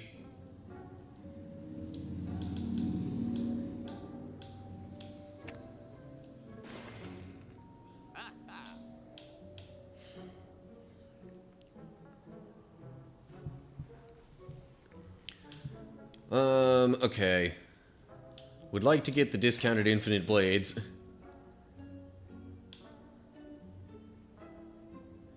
Yeah, like, a big premise of the game is to try and create combos for yourself. That's really the main way that you can start dealing a lot of damage or doing, like, just crazy stuff in one turn. If you can only play 3 cards, that just heavily limits you. Okay, if I did that, what skill would I want to start off with in my hand? Maybe Swivel?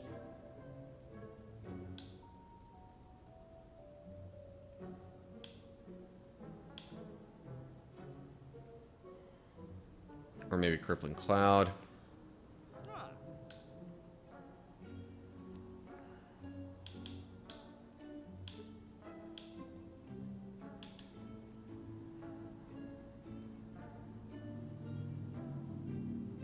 Also, might take a skill potion, since potions are doubly effective now. Ooh, hold up. Okay, so I kind of want Mind Blast. And then I have exactly enough for Bottled Lightning.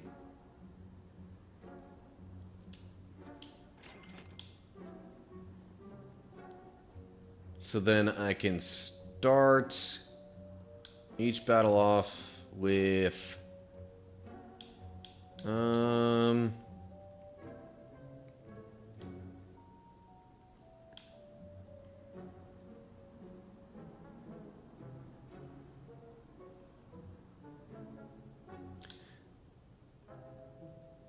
you know, actually, I think I'll start off with Prepared.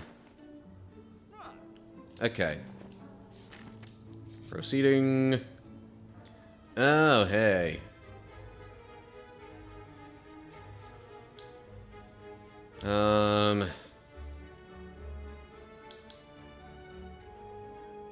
Right.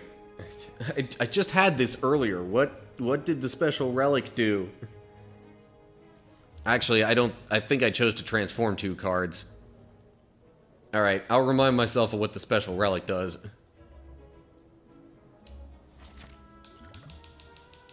It does, start each combat with 3 strength. At the end of your first turn, lose 3 strength. Okay. That's fine, I guess. Wheel of Change.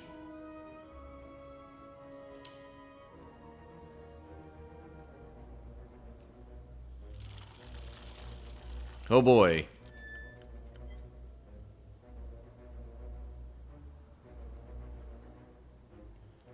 Oh, I got a curse. Well, at least my max HP and my strength goes up. But yeah, I'm pretty sure I have the... Actually, too late to change my mind now, but I'm pretty sure I have the Jaxed card. Yeah. And I just got the relic, so whether or not I had it before. Oh, what? I did this already. What? Is it going to give me a different result now?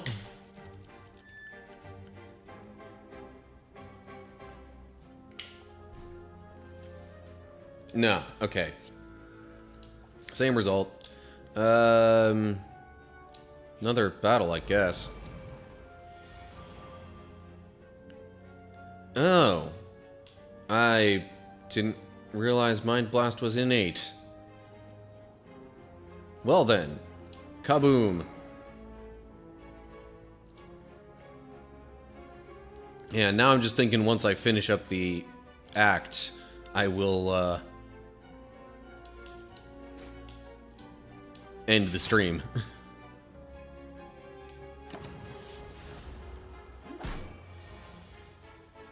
6 block, add a shiv into your hand. Ooh, crush joints. And now Ragnarok is gonna deal 50. Yeah, enough to win.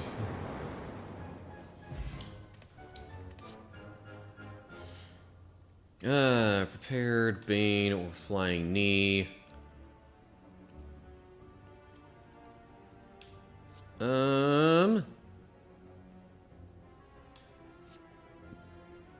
I'll take a Flying Knee. Let me rest up here. Help myself be a little more prepared for the boss. Which is this guy. Okay. Prepare. You know what? That actually makes Mind Blast deal a little less damage. So, Mind Blast. Before I get too caught up in doing other stuff. Of course, I should have used the Strength Potion earlier. Oh well. Better late than never, I guess.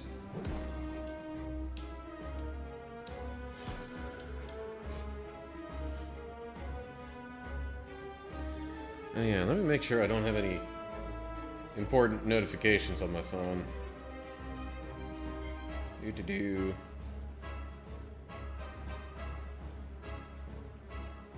There's nothing too important. Okay.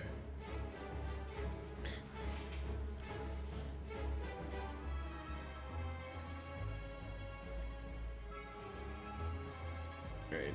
I guess I'll end that turn. Prostrate. Crush joints.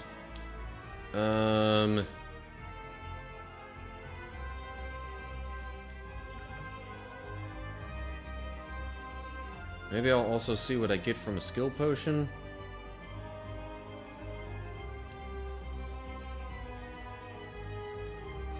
Or, I don't think the explosive potion is affected by vulnerability. No, it's not. Oh well.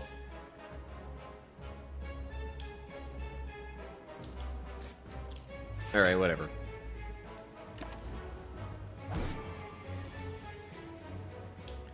Oh, geez. Okay.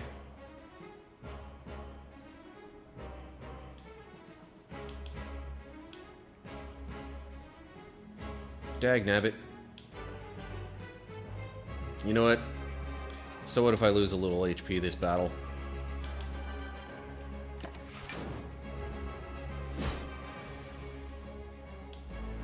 Okay. Shiv. A4 block. If the last card played this combat was a skill, draw 2 cards. I'm thinking Poison Stab.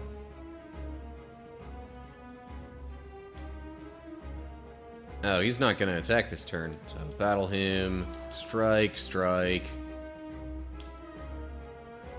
Evaluate.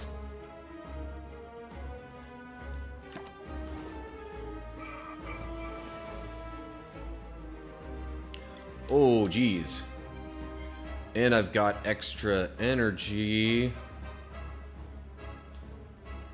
First off, let me play the Shiv. See what I get. Oh, well, that doesn't... It does apply 6 poison, but otherwise it's not that great. Set up Ragnarok. Yeah, I was thinking of that.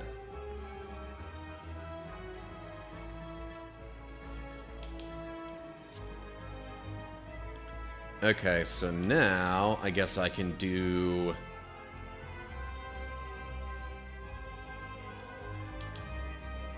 We go Crippling Cloud. 10 damage for each attack played this turn, huh?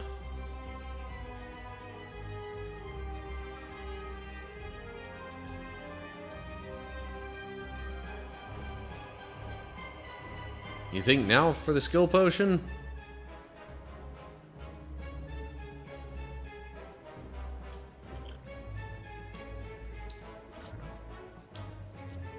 Burst. This turn, your next skill is played twice. Put a card from your discard pile into your hand and retain it. If the enemy has 30 or less HP... Well, nah, that is none of the above.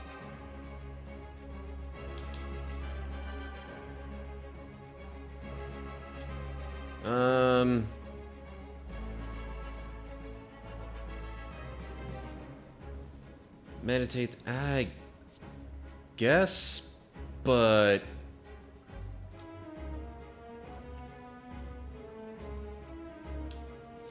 I was kind of thinking of Burst, because then I double up on Corpse Explosion.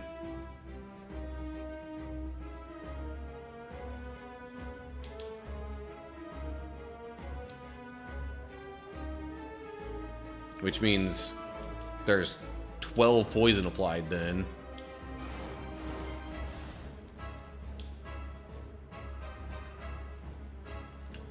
And shoot, I could also do it with, like, Piercing Wail, so he's basically not going to deal any damage to me this turn. Outmaneuver. Next turn, gain 2 energy. Sure.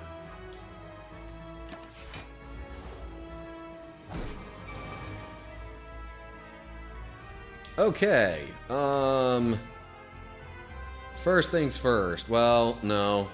Ragnarok might not actually be first, because if I can get something else through exhausting cards that...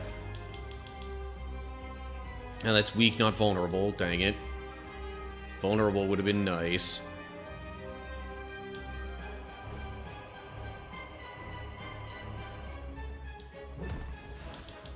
Signature move. That only applies if it's the only attack. That's true. I could play like everything else before playing Ragnarok.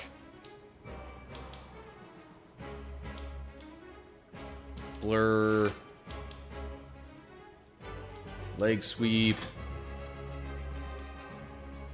You know what?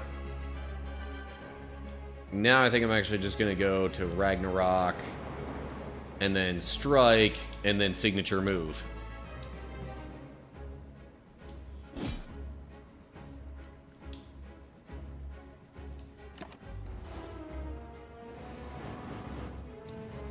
Yeah, okay. Ooh, follow-up. Nice. Hold up, what did I just gain there? I'm not sure. Oh well. Shiv.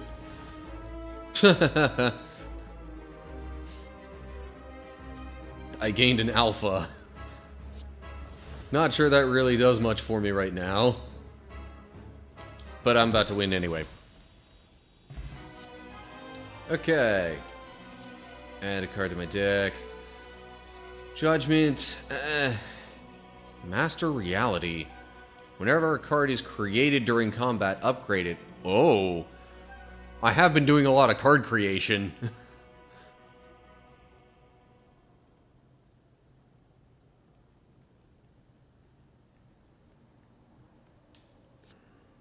Whenever an attack deals unblocked damage, apply 1 poison. It's also good, but I feel like Master Reality goes better with what I've been doing so far. Pandora's Box. Pawn, pickup, transform all, strike, and defend cards.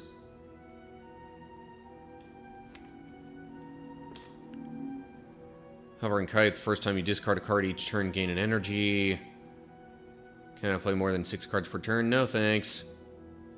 Yeah, I'm thinking Pandora's Box.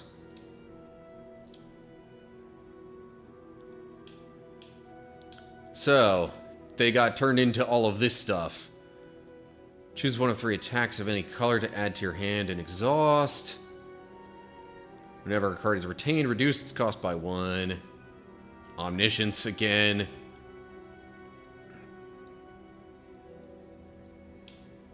Start of each turn, add a smite. Random skill, costs 0. This turn. Wreath of Flame, next attack deals 5 additional damage. Prostrate, Perseverance. Gain 5 block. When retained, increase its block by 2 this combat. Carve Reality. Terror. 99 vulnerable is insane. But really only applicable to, like, a boss. Or some other very high health enemy. Alright. And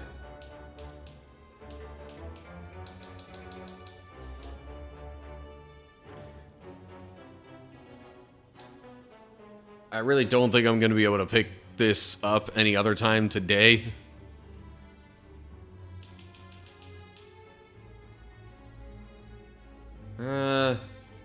Have I fought that one as the final boss before?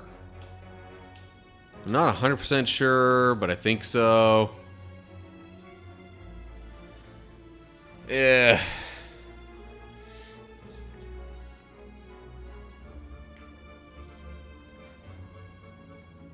Oh, yeah, I think I did face that once.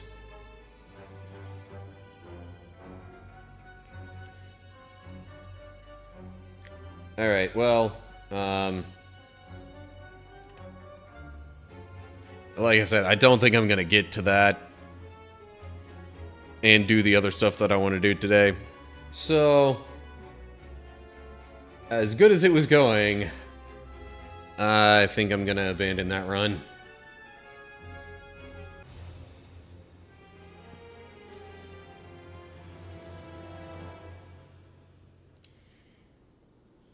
And hey, I got another unlock for the Silence.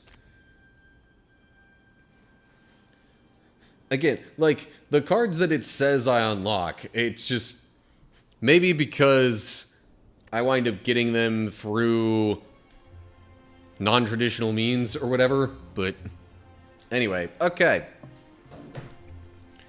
So yes, that will do it for today's stream. I hope you all enjoyed.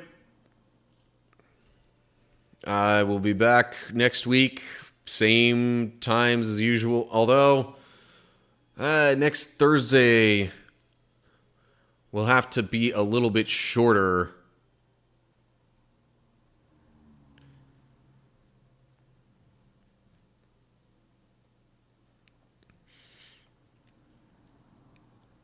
Because I am thinking next Friday I'm going to go into work for a little bit. There's a bunch of stuff that,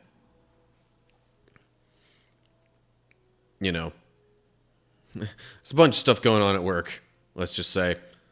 Okay.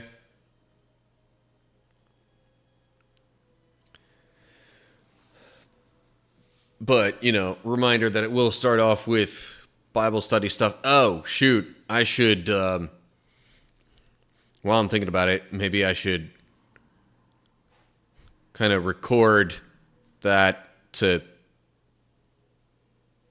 cut into a short clip to share on the socials. Or I could just, you know what? I could just announce that in a text format. Meh.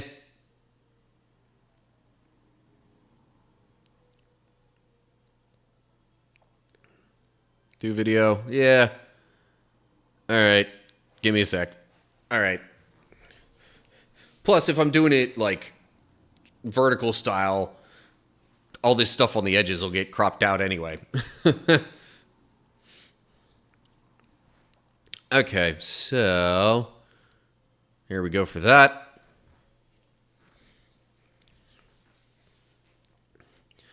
Okay, so got a couple of announcements related to September, which I realize is very soon. Apologies for the short notice. But starting in September, switching around my stream schedule a bit is announcement number one. I will be moving the Bible study to what's typically going to be Thursday streams, either Thursday or Saturday. But so it'll be Bible study and then just like open time for discussion while I'm side questing or doing some other random fun thing in a video game to fill the time. But the sort of more let's play intentional game progress stuff will still remain on Fridays, along with, I guess, there will just be an extra hour for possibly expanding on that a little bit deeper. And then the other announcement, I realized the past few years I have done Shorts-tember, as I've called it. I'm not sure I'm really going to be able to pull that off this year, to be honest. I'm not in a great spot with my short videos, and I don't really have the time to come up with new stuff for practically every day of the month. So, unfortunately, I think that's gonna get on. I'll be taking a hiatus from that. So, yeah, that's kind of my announcements for September. That was all I really wanted to get out there for y'all to know. So, stop by and see what happens in September.